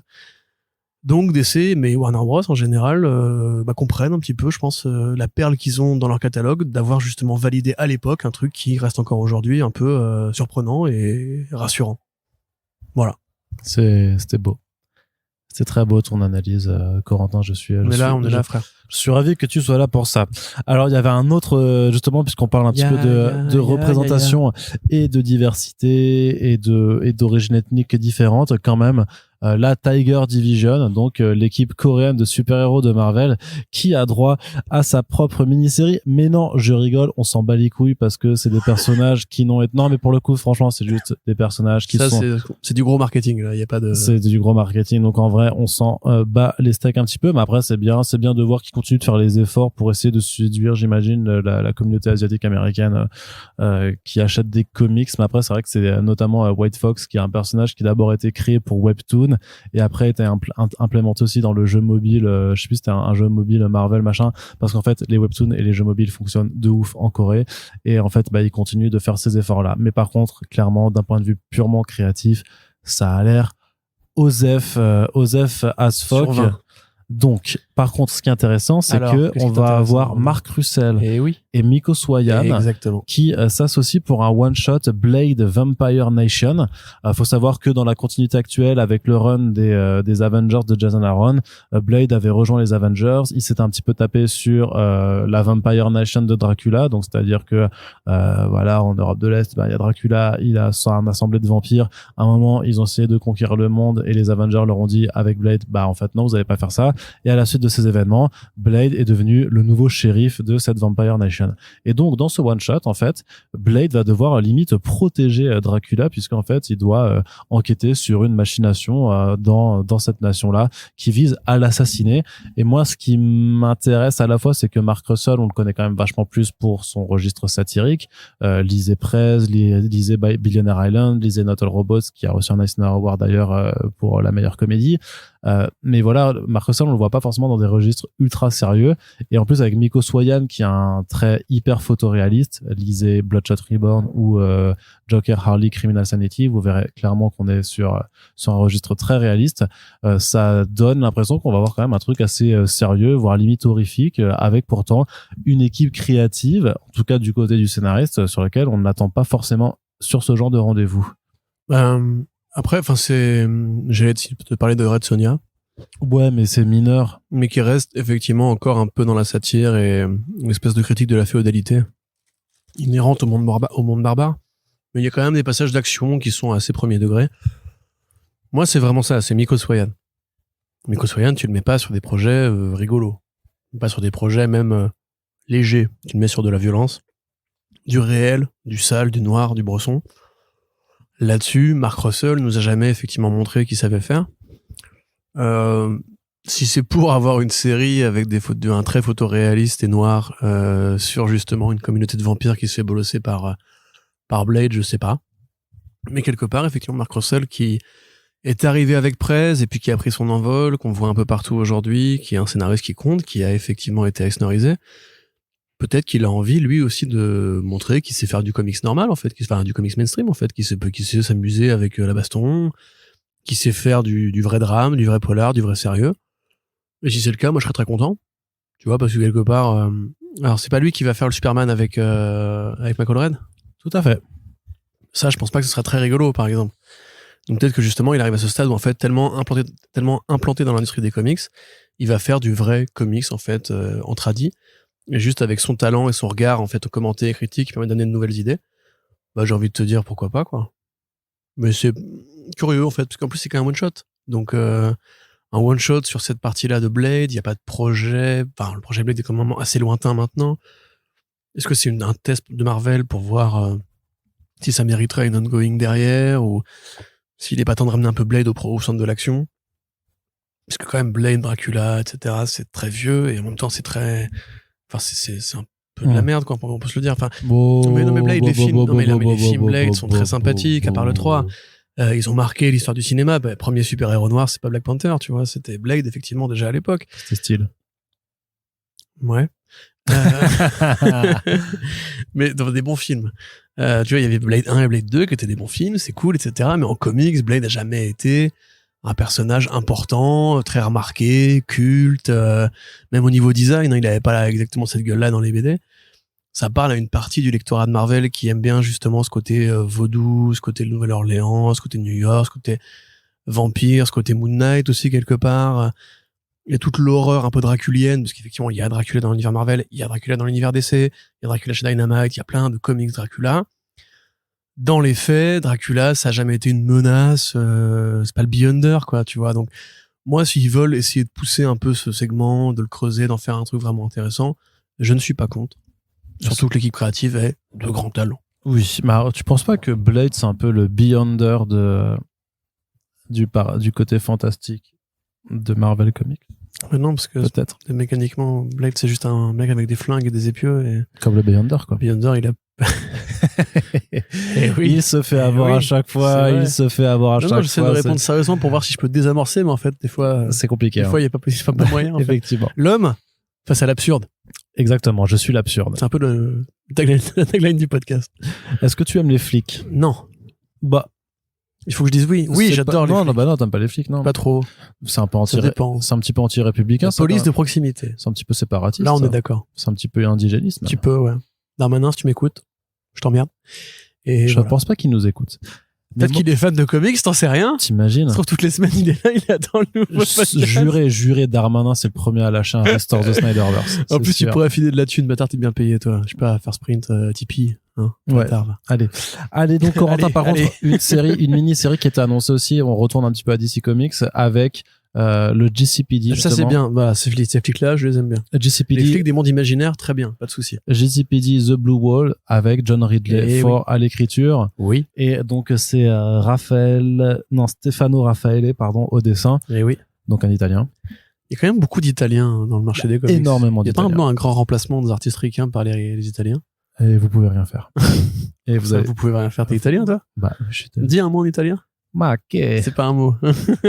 Pepperoni. Oui, ça c'est une marque de pâtes. Mi chiamo Arnaldo Tomasini. Donc ça veut dire je m'appelle Arnaud Tomasini. Tout à fait. Oui. Et maintenant encore une phrase. Io voglio mangiare parmigiano. Je veux manger du parmesan. Voilà. C'est littéralement ce qu'aurait dit un mec raciste s'il voulait parler italien. Donc, Nick Taras. très bien pour Gotham, parce que c'est René Montoya qui revient, parce que c'est le Gotham Aussi, Central. ouais. Qui devient commissaire de Gotham City. Exact. On aime les polars à Gotham City, parce que c'est une ville de polars, comme on l'a dit tout à l'heure. On est content, on aime bien ces comics-là. Et en plus, j'ai envie de dire que John Ridley Ford, et là pour l'instant, c'est pas ouf non plus. Donc s'il y a l'occasion de s'amuser un peu, c'est pas ouf non plus. C'est pas ouf non plus. C'est pas ouf non plus. Voilà. Faut arrêter maintenant. Faut se dire les choses, monsieur. Le mec a dit que John Ridley Ford c'était pas ouf. Ah, c'est pas ouf. Mais t'as lu The History of the DC Universe? Ça, c'est incroyable. Bah alors? Mais à Gotham City, Ouais. en douillette. Tu m'as traité d'andouillette. I am Batman, c'est pas ouf. Non, mais en même temps, c'est plus Ouais, à Gotham d'accord, en City plus. parce qu'il est Dis-le, parti à New York. je dis que j'ai raison. Je Non. dis que j'ai raison quand même. Non, t'as tort. Voilà, ouais. Comme Taika Waititi. Yes. Humour. Allez, on continue, Corentin. Ça sonne pareil. On continue, on retourne aussi du côté de Marvel et on en a bientôt fini avec la partie mainstream et ça tombe bien parce que tu voulais que le podcast ici ne dure qu'1 heure, mais ça fait déjà 1 heure qu'on parle. Eh oui. Donc on est parti pour faire du podcast jusqu'à 1h du matin. Ce qui est très Après, il faut qu'on parle de Shazam. Exactement. La colère de Dieu. Oui, et donc du côté de Marvel, il y a quand même eu pas mal d'annonces aussi, avec notamment Dark Web qui a été officialisé, donc le prochain Ce titre. Donc ce titre en fait où clairement le pitch, donc c'est écrit par Zeb Wells et donc le pitch c'est Peter Parker qui va sur le Dark Web pour acheter des armes à feu et faire du commerce. Buter le Green Goblin, il y en a marre maintenant. Hein? Et buter le Green Goblin. C'est Non. bon, stop. Non, j'allais dire qu'il allait du coup acheter des armes à feu et des enfants, voilà, puisque c'est ce qu'on trouve sur le Dark Web. Mais pour de vrai, par contre, c'est plus un crossover entre l'univers de Spider-Man et des X-Men, puisque bon bah tant pis si vous lisez de la VF, c'est un peu du spoil, mais en somme, après la période Beyond, Ben Reilly a de nouveau changé d'identité et il est plus très très sympa. Il se fait appeler Chasm et il va s'associer à Madeline Pryor puisque en fait ces deux personnages ont le point commun d'être des clones. C'est d'être des clones. Oui. Ben Reilly a été cloné de Peter Parker par le Jackal. Madeline Pryor c'est un clone de Jean Grey par Mr. Sinister et donc les deux vont s'associer pour justement régler leur compte avec les originaux, donc Peter Parker et Jean Grey. Et donc les univers vont se rencontrer. C'est l'un des deux events quelque part dont on sait qu'ils approchent très rapidement puisque ça commence à la fin de l'année. À partir de novembre, dans la série Amazing Spider-Man de Zeb Wells, il y a déjà une mini-série qui a été annoncée en tie-in avec Christopher Cantwell à l'écriture qui met en scène Norman Osborn. Gold Goblin, le bouffon doré, du coup. Ouais, mais ça va, c'est une question de look, Corentin. C'est beauf as fuck. T'es pas chaud là-dessus pour non. Dark Web? Ah bah pas du tout. C'est ma réponse. Dark Web, frère. C'est des clones tous les deux, ils vont devenir potes et ils vont aller emmerder Peter Parker. Toile noire. C'est quoi ça? Qui écrit? Qui est payé pour écrire ça? En français, ça va être traduit l'étoile noire. Et en fait, ce sera un truc Star Wars. En 3 mots.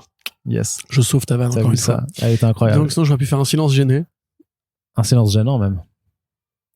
Voilà. Ouais, pas mal. Donc, c'est nul. Bah, franchement, le visuel de Ryan Stegman qui a été mis en ligne, il est stylé. Oh, mais toi, t'es devenu pisse froid, en fait.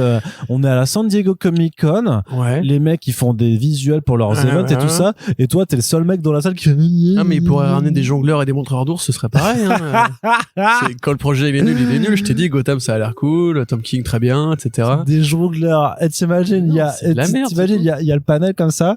Et t'as Sylvie Sebouski qui est en train de parler et tout, et qui fait, ouais, on va faire un Dark Web, machin. Et puis d'un coup, il sort des balles de jonglage de son bureau. Il fait, bon, et maintenant, je vais vous montrer un beau spectacle de jongleurs. Les danseuses du clip de l'enfoiré les danseurs qui sont là, les danseurs du clip de l'enfoiré. Il y a Patrick Sébastien qui débarque avec on fait tourner les serviettes. Voilà. Bref, tu vois, ça c'est la San Diego Comic Con. Ça, putain, là on s'amuse. Non mais tel quel, enfin voilà, déjà il y a trop d'events Marvel, trop d'events tout court en général. Ah, c'est pas fini parce qu'après il y a Captain America Cold War qui déjà m'intéresse un peu plus, tu vois, parce que là franchement, bon déjà ramener Ben Reilly. Pourquoi ramener Madeline Pryor? Pourquoi ils sont associés parce qu'ils sont clones? C'est un enfant qui a écrit ça.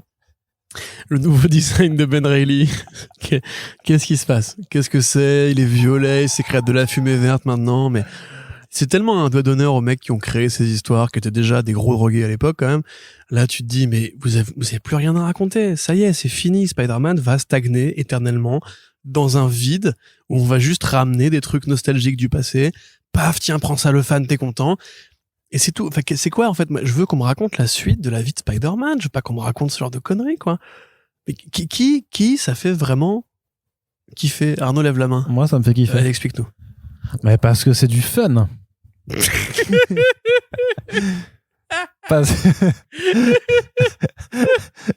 Pire argument.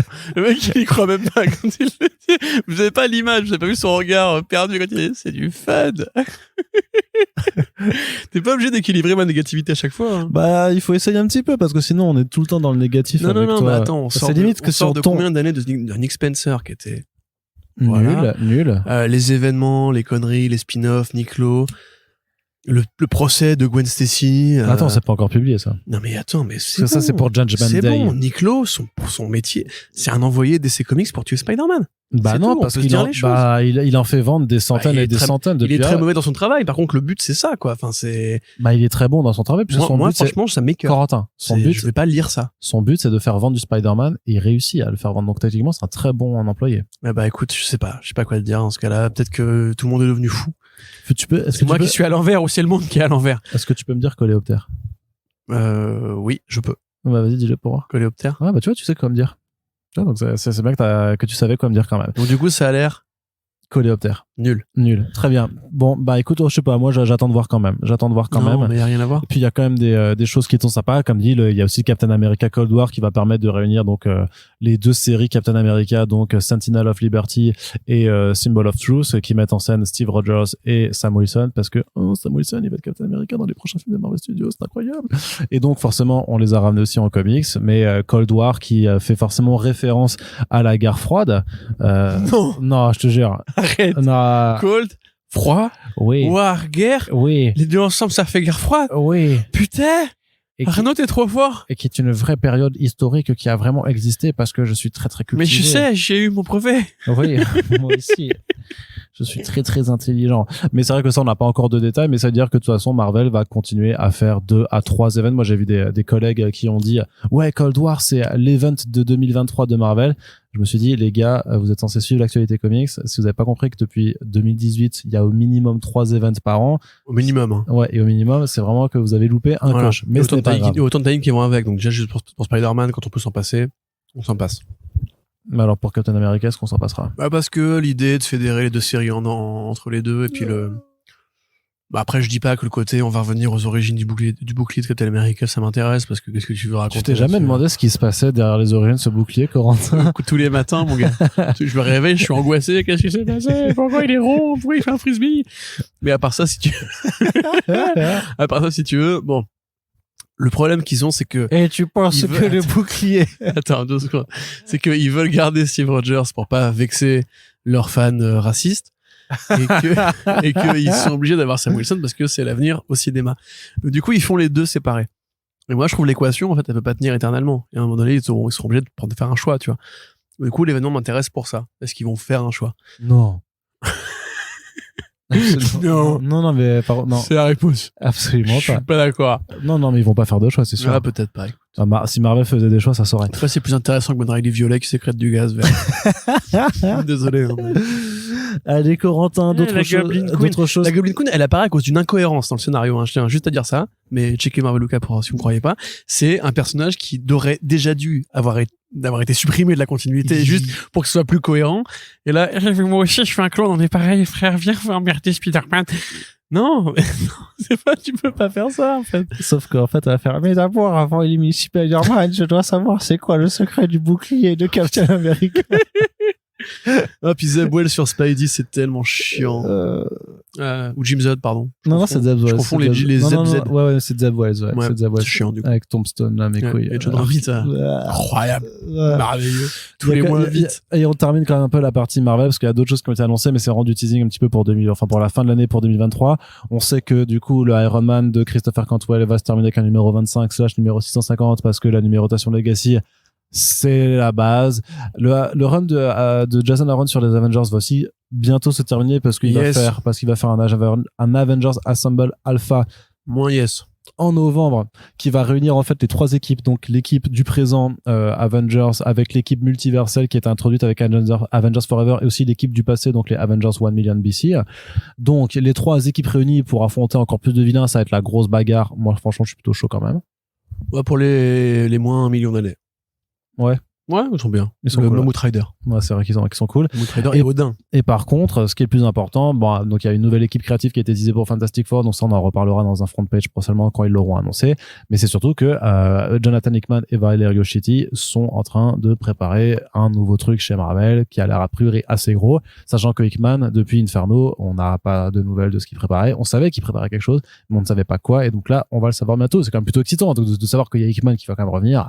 Mais si tu prends les points, si tu connectes les points les uns aux autres, oui. Et que tu fais en fait les pièces du puzzle, et ça fait un pentacle, et que t'as un grand panneau en liège où tu mets des punaises et des fils rouges. En fait, si tu connectes tout ça, grosso modo, c'est pas compliqué. Les Avengers vont revenir. Voilà. Maintenant, les films sont annoncés. Les Fantastic Four vont revenir. Mais ils sont déjà, ils ont jamais disparu en comics, enfin. Ce que je veux dire, c'est Ouais. qu'à chaque fois, Marvel a besoin de recréer de l'emphase sur ses happenings commerciaux et éditoriaux. Et de facto, comme on dit sur France Culture. Tout à fait. J'ai pas beaucoup dormi pendant 3 jours. Donc, de facto, tout ça, en fait, se rapporte à l'idée qu'il est temps d'écrire la nouvelle ère Marvel parce qu'elle s'écrit aussi au cinéma. Et je pense que de toute façon... Oh, tu vois, mais le truc, c'est que les films Avengers, ils Moi, sortent en 2025 et là, on te parle de fin 2022. Il se passe 3 ans. Mais si tu regardes bien, Il va se passer... la multiverse saga. Jonathan Hickman, multiverse saga, non, mais Secret Wars, Corentin, le pain, la temporalité. les merguez. Oui, je sais. Un très bon sandwich. Oui, je suis d'accord avec ça. Mais la temporalité des projets fait que d'ici à ce que Hickman revienne jusqu'à la sortie de Avengers Secret Wars, mais il va se passer 3 ans de publication. Il peut se passer tout. Je veux dire que les Avengers peuvent littéralement devenir une troupe de cirque d'ici là. C'est déjà un peu le cas. Ce sera 3-4 ans. Non, mais ce sera vraiment Avengers Circus et ils feront des spectacles avec des otaries. Ah, je suis chaud. Ouais, tu m'as vendu le projet, là. Je suis grave chaud aussi. Mais donc oui, non, mais effectivement, je suis paranoïaque. Par contre, je pense que vraiment, il y a l'idée que... T'es dans ta paranoïa? De la même façon que Marvel Studios tourne une page, parce que quand même, ça fait des runs qui sont un peu poussiéreux maintenant, quand toi le moins. Mais Jonathan, Dan Slott, Fantastic Four, même ceux, Roy Longe et Fantastic Four qui, à pas se mentir, il était bien. Il était bien écrit. Il était pas exceptionnellement ultra, il a pas poussé, il a pas été un... On s'en souviendra pas forcément dans 10 ans. Voilà, c'est ce que je veux dire. Ouais. Et les Avengers, pareil, on va pas s'en souvenir dans 10 ans. De la même façon que DC justement prépare un relaunch, je pense que... Age of Khonshu. En fait, on arrive, si tu veux, au morcellement naturel, en fait, justement, à l'érosion, tu sais, du fameux renouvellement, en fait, des comics où les fans de l'époque, à force de se faire piler par Nick Lowe et Chester, etc., commencent à se lasser, et en même temps, on prépare l'avenir de Marvel Studios, donc on se dit, lançons de nouvelles idées, lançons de nouvelles pistes. Moi, Hickman qui revient, au lendemain où on annonce justement la multiverse saga et Secret Wars, je ne peux pas y voir une coïncidence. Dans mon pays, c'est trop. Dis quelque chose. Il est fou. Moi, je te dis que la temporalité des fonctionnements des industries du comics et du cinéma ont tellement rien à voir que c'est peut-être fortuit, c'est fortuit, mais ça ne reste. On n'aura sûrement pas une nouvelle série Thunderbolts quand le film va se lancer.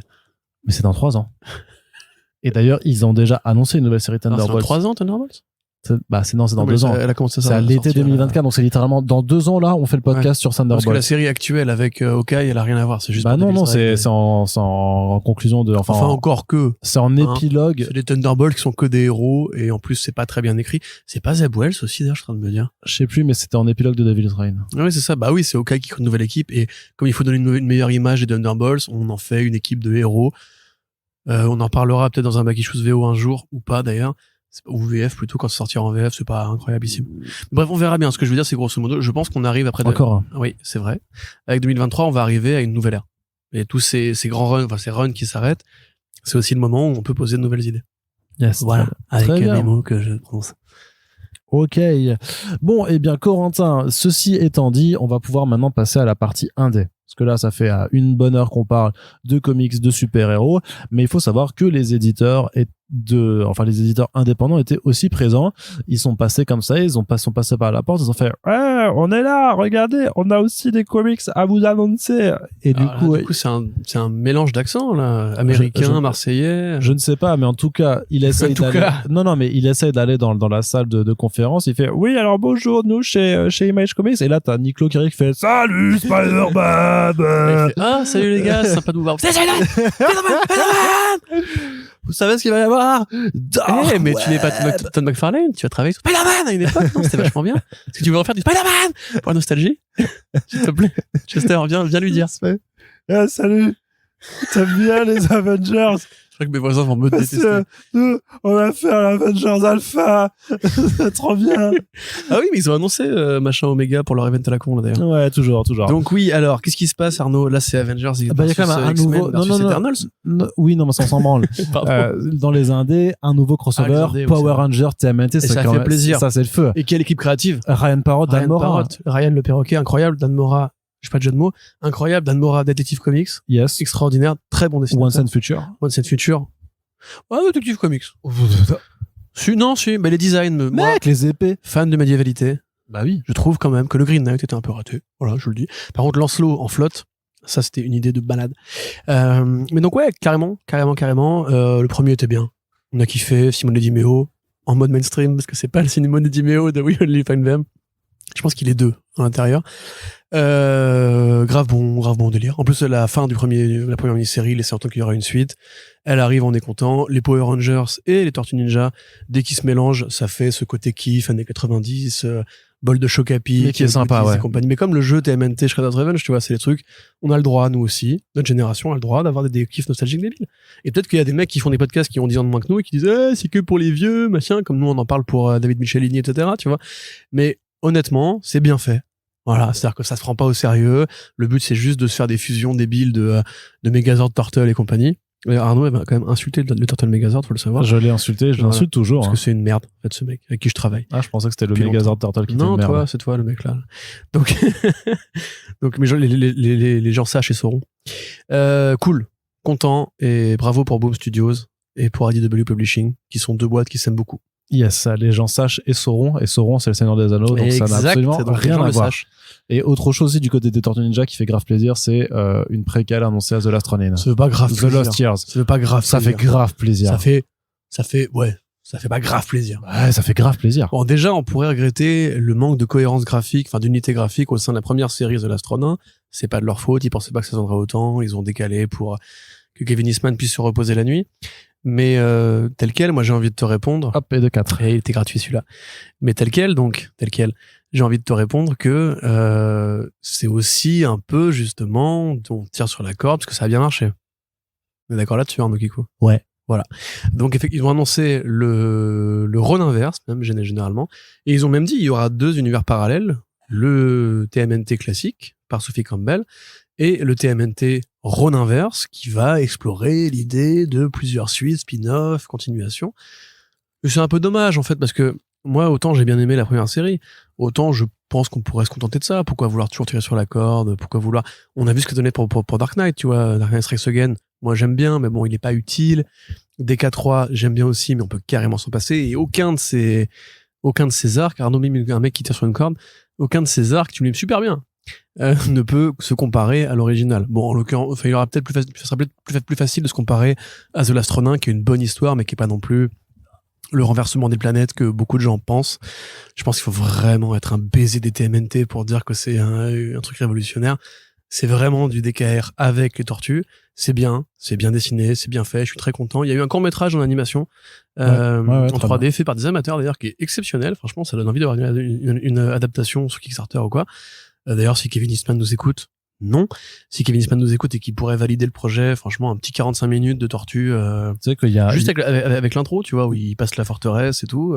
Oui. Il y a un lecteur de Comics Blog qui nous a envoyé un DM sur la page Facebook par rapport à ce court-métrage où il nous a dit pourquoi vous relayez ça, c'est de la merde.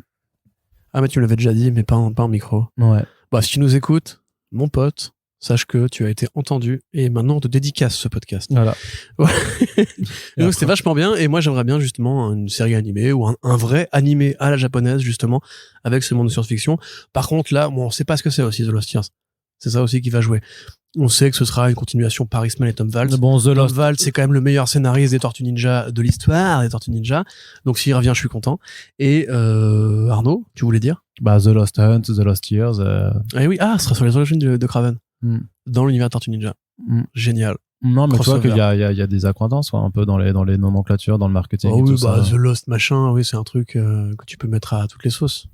À la sauce Même la samouraï. Ouais, j'allais dire aussi. Ouais, je sais. Très bien, très bien. Moi, j'ai quand même une question à te poser, Corentin, parce qu'il y a un projet qui était annoncé à la SDCC qui m'inquiète, enfin pas qui m'inquiète, mais qui m'intrigue. Ce roman graphique Alliance, basé sur des travaux de Stan Lee, avec quand même Bill Sienkiewicz Tu veux en parler de ça? au dessin. Oh là là. Est-ce que juste tu peux expliquer aux gens qui nous écoutent ce que c'est, ce truc bizarre? Bon, alors Stan Lee, depuis son lit d'hôpital mourant, recevait ses potes de Poe Entertainment qui lui disaient, Stan Lee, on a écrit une histoire incroyable, elle est géniale, vraiment, je te jure, hein, on va te la décrire et tout, et il faudrait juste que tu signes ton nom sur la copie, s'il te plaît mon pote, c'est pour que ça se vende un peu mieux. Situation. Oui, d'accord, je vais le faire. Est-ce que... oui je veux pas faire de blagues sur les vieux qui meurent. Est-ce que ça va faire du pognon? Ça va faire beaucoup de pognon avec ton nom, Stan Lee. Ok, je vais le faire. Je vais faire comme à l'époque où Jack Kirby écrivait les comics, c'est ma place. Non, pardon, faut pas que je dise ça. Donc oui, pardon. Stan Lee, respect éternel, bien sûr. Donc, je vais me faire tuer. Donc, effectivement, Stan Lee aurait créé avec deux mecs, Luke Silberman, je crois. C'est Lieberman, donc c'est quelqu'un de sa famille. Hein. Et l'autre, j'ai plus le nom en tête. quelque chose, Silk Light, je crois, un truc comme ça. Enfin bref. C'est sur comicsblog.fr. Oui, c'est vrai ça. Enfin, c'est vrai qu'on a aussi une partie rédactionnelle. Le saviez-vous? Le sachiez-vous? A écrit donc un podcast, enfin un audiobook en fait, une série d'audio pour Audible, donc la plateforme de audiobook de Amazon, dont le but était de poser un regard critique sur le présent connecté, les jeunes qui veulent devenir youtubeurs, qui font des podcasts, TikTokers, comme les vieux, TikTokers, etc., etc. Et de cette base un peu universelle a été créé 2 romans audio du coup, qui n'ont pas été écrits directement par Stan Lee mais par des partenaires. Et maintenant qu'il est mort, l'idée évidemment est de continuer tout ce qu'il a fait avant de mourir pour faire de l'argent. Donc Dynamite Entertainment a acheté les droits d'édition pour proposer un roman graphique qui sera créé par les 2 scénaristes, co-scénaristes qui auraient travaillé avec Stan Lee au développement de ce truc-là. Sauf que là, il n'est pas du tout question de parler d'internet et compagnie. C'est une saga de science-fiction où des renégats de l'espace à la Guardians vont se mettre en chasse d'un trésor et en chemin croiser des failles dimensionnelles qui provoquent des changements dans la réalité, des distorsions dans la réalité. Bon, c'est intéressant parce que c'est Simon Kudranski au dessin, c'est un bon dessinateur, un peu la Swayan d'ailleurs, et parce qu'il y a Bill Sienkiewicz sur Fallen Angels, en l'occurrence, je pensais pour la comparaison avec Swayan, et Bill Sienkiewicz qui fera le prologue, un prologue qui aurait été écrit par Stan Lee pour justement définir un peu les grandes lignes de l'univers et de la cosmogonie universelle, enfin plutôt cosmique justement de ce monde-là, parce que là vraiment on n'est plus du tout sur Internet, la Terre et tout. Voilà. Qu'est-ce que tu veux en dire? Les gens ont vu Stan Lee mourir et ils se sont dit il y a moyen de faire du fric. Ce sont des gens qui sont donc des pilleurs de cadavres. En l'occurrence, des partenaires de Stan Lee. Moi, je suis désolé, opposé à l'idée qu'on puisse lui attribuer la paternité de ce qu'il a fait avant de partir. Mais t'aimerais pas que... vraiment pas très bien déjà à ce moment-là. Enfin, je vais te couper, mais t'aimerais pas que genre quand tu meurs, que tes partenaires continuent Olivier Corentin's First Print, par exemple? Mais moi, si je meurs et que tu continues First Print sans moi, mais que tu dis ça me rappelle la fois où Corentin il a fait une vanne excellente, alors que j'aurais pas fait cette vanne-là, je sais que je vais écrire un mot à mon notaire pour t'envoyer des tueurs, pour te tirer dans les genoux, et tu ne pourras plus jamais marcher, Arnaud. Donc fais attention. Je pourrais continuer à faire des podcasts en ton nom. Non, pas en mon nom, mais tu pourras continuer à faire des podcasts. Ouais. Non, après voilà, sachant que le copyright de First Print il est pas à ton nom, donc. Oui, je sais. Bah y a rien de toute façon. Okay. Donc le débat moral sur justement, mais tu vois, c'est comme si moi, genre, je reprenais FP à ta mort pour faire les Super Friends et que je faisais des blagues sur les chouquettes et sur les macarons et ces conneries là, tu vois. Moi, je serais un peu énervé quand même. Non, je serais honoré. Mais toi, après, t'es un mec un peu vicelard aussi. Que tu perpétues ça. Je pense que Stan Lee aussi aurait été honoré en vrai, parce que c'est un mec qui a toujours voulu créer une marque sur son nom. Mais puis je m'en fous en vrai, tu vois, Alliance, j'ai même pas écouté le podcast au demeurant, ça me paraît juste curieux qu'un mec de 90 ans soit posé la question de Internet, les jeunes qui se connectent, etc. Ça me paraît vachement dangereux et tout. Surtout dans son état, je pense qu'il était vachement au-dessus de ça. Il n'y a pas d'autres œuvres dans sa bibliographie qui inspirent cette réflexion. Alors après, le côté Orphans, Sienkiewicz, Kudranski, oui, bah voilà, si ça fait un bon roman graphique de SF, j'irai le lire avec plaisir. Mais j'aimerais bien qu'on arrête d'utiliser le nom Stan Lee comme si c'était une sorte de marque. C'est pas une marque, c'est un être humain, et l'être humain est mort, qu'on arrête de le faire chier, en fait. Ouais, parce que Mark, il est dans la flamme de toute Exactement. façon. Et oui, ainsi que dans Le les flambeau. comics de Wade. C'est vrai. C'est vrai. Et sur Clone Web aussi. Oui, c'est vrai. Il y a Mark Webb et Mark de Clone Web. Faudrait faire un Mark Universe, en fait. Oui. Avec tous Comme les le marques, Steven Universe. avec tous les marques de la C'est un Terre. peu comme le Arnaud Kikuverse. Est-ce que JB a encore la liste de tous les Kikou? Il y a cette liste qui existe. Un jour, mais si on atteint 4000 € sur le Tipeee. non, on la sortira jamais parce qu'il y a des trucs beaucoup trop cursed aujourd'hui. Ah, ok, d'accord. On ne peut pas le faire. Dommage. Allez, Pour 5000 € sur Tipeee. Allez, on continue, Corentin, Oui, avec les c'est annonces moi, des ça va. comics indés. Il y en a une qui faisait bien plaisir puisque Mark Russell et Steve Pugh se retrouvent pour Billionaire Island Cult of Dogs, une suite donc du premier Billionaire Island chez Ahoy Comics qui se déroule 2 ans après les événements de la première mini-série. Alors vu que ça arrive en français tout bientôt, je n'ai pas envie de spoiler ce qu'il s'y passe. Lisez-le quand ça sort chez Urban Comics. En plus, la traduction, elle est vachement bien. Donc c'est vraiment un très bon argument pour pouvoir lire cette bande dessinée. Et donc ça arrive à l'automne prochain. Et qu'est-ce qui se passe? Tout simplement, les riches continuent d'être des riches, ils continuent de faire de la merde. Il y a donc le personnage principal de la première mini-série qui continue de chasser les milliardaires. Et le truc, c'est que en fait, il y a tout un culte qui se fait autour du personnage de Business Dog, qui est donc un chien qui avait une certaine importance dans le premier titre. Et donc en fait, Mark et Steve dans le résumé disent vraiment non, mais en fait, on est en train d'expliquer que les riches ont continué de miser, enfin que les gens ont continué de se dire que c'était l'argent qui allait régler tous les problèmes du monde, sauf qu'en fait non.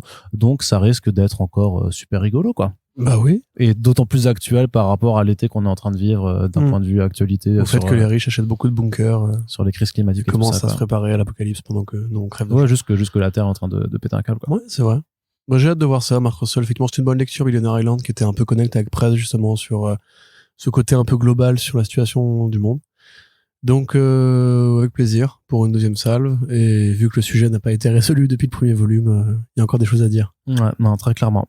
Et donc, on va terminer cette partie indé et donc la première partie de ce podcast avec 2 titres qui ont aussi été annoncés. Enfin, il y en a un qu'on savait déjà que ça allait venir, mais c'est la nouvelle série Conan de Titan Comics, donc qui a trouvé son scénariste. Donc, c'est Jim Zub qui va la faire. Mais Jim Zub, il est cool. Il a fait du Rick and Morty versus Dungeons & Dragons. Donc, dans la fantasy, il maîtrise quand même pas mal de codes et tout ça. Donc, et il a fait Conan Serpentoire. Ah merde, il a fait ça aussi. Ah oui, c'est vrai. oui, avec Solomon Kane, Dark Agnes de Chastillon Ouais. et Moon Knight. Non, ouais. Et c'était nul. Il a aussi coécrit une partie du crossover Red Sonja Conan avec Gail Simon. Mais c'est quelqu'un qui souffle le chaud et le froid. Parfois il fait des bons comics, parfois il en fait des mauvais. Donc là on se peut dire que c'est quand même pas chez Marvel. Donc déjà il aura pas l'obligation de mettre Moon Knight dedans. C'est effectivement un bon point que tu soulèves. Bah ouais, quand Et à même. côté de ça, il va écrire aussi Unbreakable Red Sonja. Donc c'est le premier mec qui va écrire, depuis Roy Thomas, Red Sonja et Conan le Barbare en même temps. J'allais dire, tu penses qu'il y aura un crossover maintenant parce que c'est pas Bah chez non, les c'est mêmes pas éditeurs. Ouais. Enfin, à moins qu'ils se mettent d'accord, mais j'en Ouais. sais rien. Est-ce que Titans prête ses jouets, je ne sais pas. Pas d'artiste pour l'instant. On a juste un visuel de Roberto Della Torre qui est tombé. Pas de synopsis non plus, pas de promesse éditoriale. Juste lui qui dit « Je suis content, j'aime bien Conan. La preuve, j'en ai déjà fait et je suis impatient d'en refaire. » Et pour Unbreakable, une histoire un peu à Jason Aaron sur plusieurs époques temporelles qui convergent sur un seul ennemi. Voilà, c'est Jim Zub comme Zeb Wells. Pour moi, c'est un peu son club, son clone, comme Madeleine Pryor. Peut-être qu'ils vont se mettre ensemble pour aller faire chier Spider-Man. Mais non, mais Jim Zub... Tu l'aimes pas? Non, c'est pas ça. C'est, comme tu dis, il souffle le chaud et le froid et c'est un mec qui est tellement... à la fois très présent, il est là depuis très longtemps, et puis qu'il n'y a pas non plus un chef-d'œuvre incroyable à nommer, comme Ali Wing par exemple. Il a fait Watchmen quand même. Non, tu confonds. Ah non, je confonds toujours avec Alan Moore, c'est bizarre. Si tu mets quelques lettres dans l'autre sens, si tu changes 3 lettres, ça fait Jim. Non, ça n'a rien à voir, toujours pas. Donc il y a Jim Lee par contre, là que tu confonds avec Jim Lee. C'est vrai. Qui a pas fait des grandes histoires non plus. Oh là là, qu'est-ce qu'il vient de dire là lui, hein. Donc ouais, ça arrive. Mais Titan Comics, je sais pas si je dois être très confiant. C'est pas forcément l'éditeur qui sort les trucs les plus qualitatifs, effectivement, parce qu'ils sont beaucoup sur de la licence, mais après, parfois, c'est pas trop. Enfin, Bloodborne de Alex Scott, c'est quand même pas mal, tu vois. Oui, mais c'est Alex Scott, tu vois, il est bon partout, Alex Scott. Est-ce que c'est pas plus Alex Scott que Titan qui a fait le travail, tu vois? Oui, c'est sûr. Très bien, alors. J'ai envie de te lire. Un dernier avis, Corentin, sur un nouveau titre, Godzilla All Hail the King, qui arrive chez IDW. Et encore, je te parle pas de la suite des comics Gargoyles non plus, parce qu'on n'a pas eu le temps de Ce serait plus intéressant. Ah ouais? Bah oui, c'est sympa. Le premier Monsters and Protectors, que c'est la même équipe créative, Eric Burnham et le mec qui dessinait à l'époque, c'est du Godzilla jeunesse, quoi. Donc il y a un côté écolo qui est sympa, il y a un côté un peu nouvelle génération qui se positionne par rapport à ces Mais monstres. toi, tu kiffes Godzilla en plus. Allégorique, donc, oui, mais je kiffe Godzilla pour son côté menaçant, son côté terrifiant, son côté horrible, son côté grosse baston ou mec en costume un peu ridicule. Là, on est vraiment sur un côté Godzilla un peu toon, quoi, un peu gamin. Donc il y a une suite directe avec les mêmes personnages, dont un vlogueur qui parle des apparitions de Godzilla. J'adore. Moi qui ai 30 ans, ça me parle. comme dans le second film, non? Le second King of Monsters, il y avait pas aussi un mec qui faisait le podcast, ouais. qui était ce film d'ailleurs que j'adore moi en plus. Ouais, bah, tu vois, je suis ravi que tu le cites, c'est le BVS du cinéma de super de monstres géants. Et c'est vraiment ça, c'est le même scénario que BVS avec les mêmes retournements de BVS, le même combat final que BVS, etc. Les deux monstres s'allient finalement pour se dire allez, on va taper les créatures artificielles, etc. Donc ouais, non mais c'est chouette pour effectivement le lecteur jeune qui pourrait s'intéresser par la lecture de Godzilla. J'attends un petit peu de voir ce que va faire IDW Publishing à terme, parce que c'est assez récemment qu'ils ont récupéré la licence. Je pense de 2 ans. Je pense qu'il y a moyen de pousser un peu les concepts plus loin. Enfin, il y a quand même plein de trucs qui n'ont pas été écrits avec Godzilla, qu'on peut encore faire. Là, pour l'instant, c'est une série qui va tenir le coup, parce qu'il y aura des gens qui seront intéressés. Et puis c'est aussi un peu le héros des enfants, Godzilla, ce côté Casimir, qui existe depuis le dessin animé de Hanna-Barbera, hein, mais... Arnaud, une blague? Non. Casimir, Godzilla? Pas de blague, d'accord, non, pas de blague. Voilà. Très bien, Corentin. Eh bien, écoute, le bilan quand même là-dessus, c'est qu'au final, Calmement. c'était quand même Marvel et DC Comics qui ont tiré, qui ont fait le lead de cette San Diego Comic-Con sur la partie purement bande dessinée. C'est vrai que ce que tu disais au début, c'était que ça manquait un petit peu du côté Image Expo, sachant que Image parfois ils font leurs annonces un petit peu à côté. Après, t'as eu 2-3 annonces en parallèle qui sont arrivées juste avant ou juste après. Encore cette action suisse. La SDCC pour parler des prochains titres Image. De toute façon, c'est des choses qu'on abordera évidemment dans le front page, mais il y avait quand même, tu vois, on a quand même fait 1h30 sur la seule partie comics, c'est dire quand même qu'il y avait des choses à raconter de ce point de vue-là. C'est bien vrai. Arnaud, tu as raison. Ce que tu dis est pertinent et judicieux. Eh bien, je te le remercie. C'est lequel? Eh bien, en tout cas, on espère que cette première partie de notre gros débrief festival de la San Diego Comic Con 2022 nous a plu. À l'heure où on met ce podcast en ligne, on vous a plu. Vous a plu, pardon. On vous donne rendez-vous dès demain pour la suite et la fin. Donc, on abordera les parties séries télé, jeux vidéo et cinéma avec un focus spécial sur la série d'animation Batwheels, puisque Corentin l'a demandé. Merci Arnaud d'avoir cédé à mes caprices. Ben, ça me fait plaisir. Je ne peux rien te refuser. Et si ça vous a plu, déjà, vous pouvez commenter pour dire un petit peu qu'est-ce que vous avez pensé, quelle est votre appréciation de la SDCC 2022. Est-ce qu'il y a des choses qui vous intéressent parmi tout ce qui va sortir, à partir de l'automne prochain et après? Et bien entendu, si les podcasts vous plaisent et que vous avez conscience de la quantité horaire de travail que ça représente tout cela, eh bien, partagez les podcasts tout simplement partout sur vos réseaux sociaux. Et en attendant, on vous remercie de nous avoir écoutés et on vous dit, à très très bientôt pour la suite des podcasts. Salut!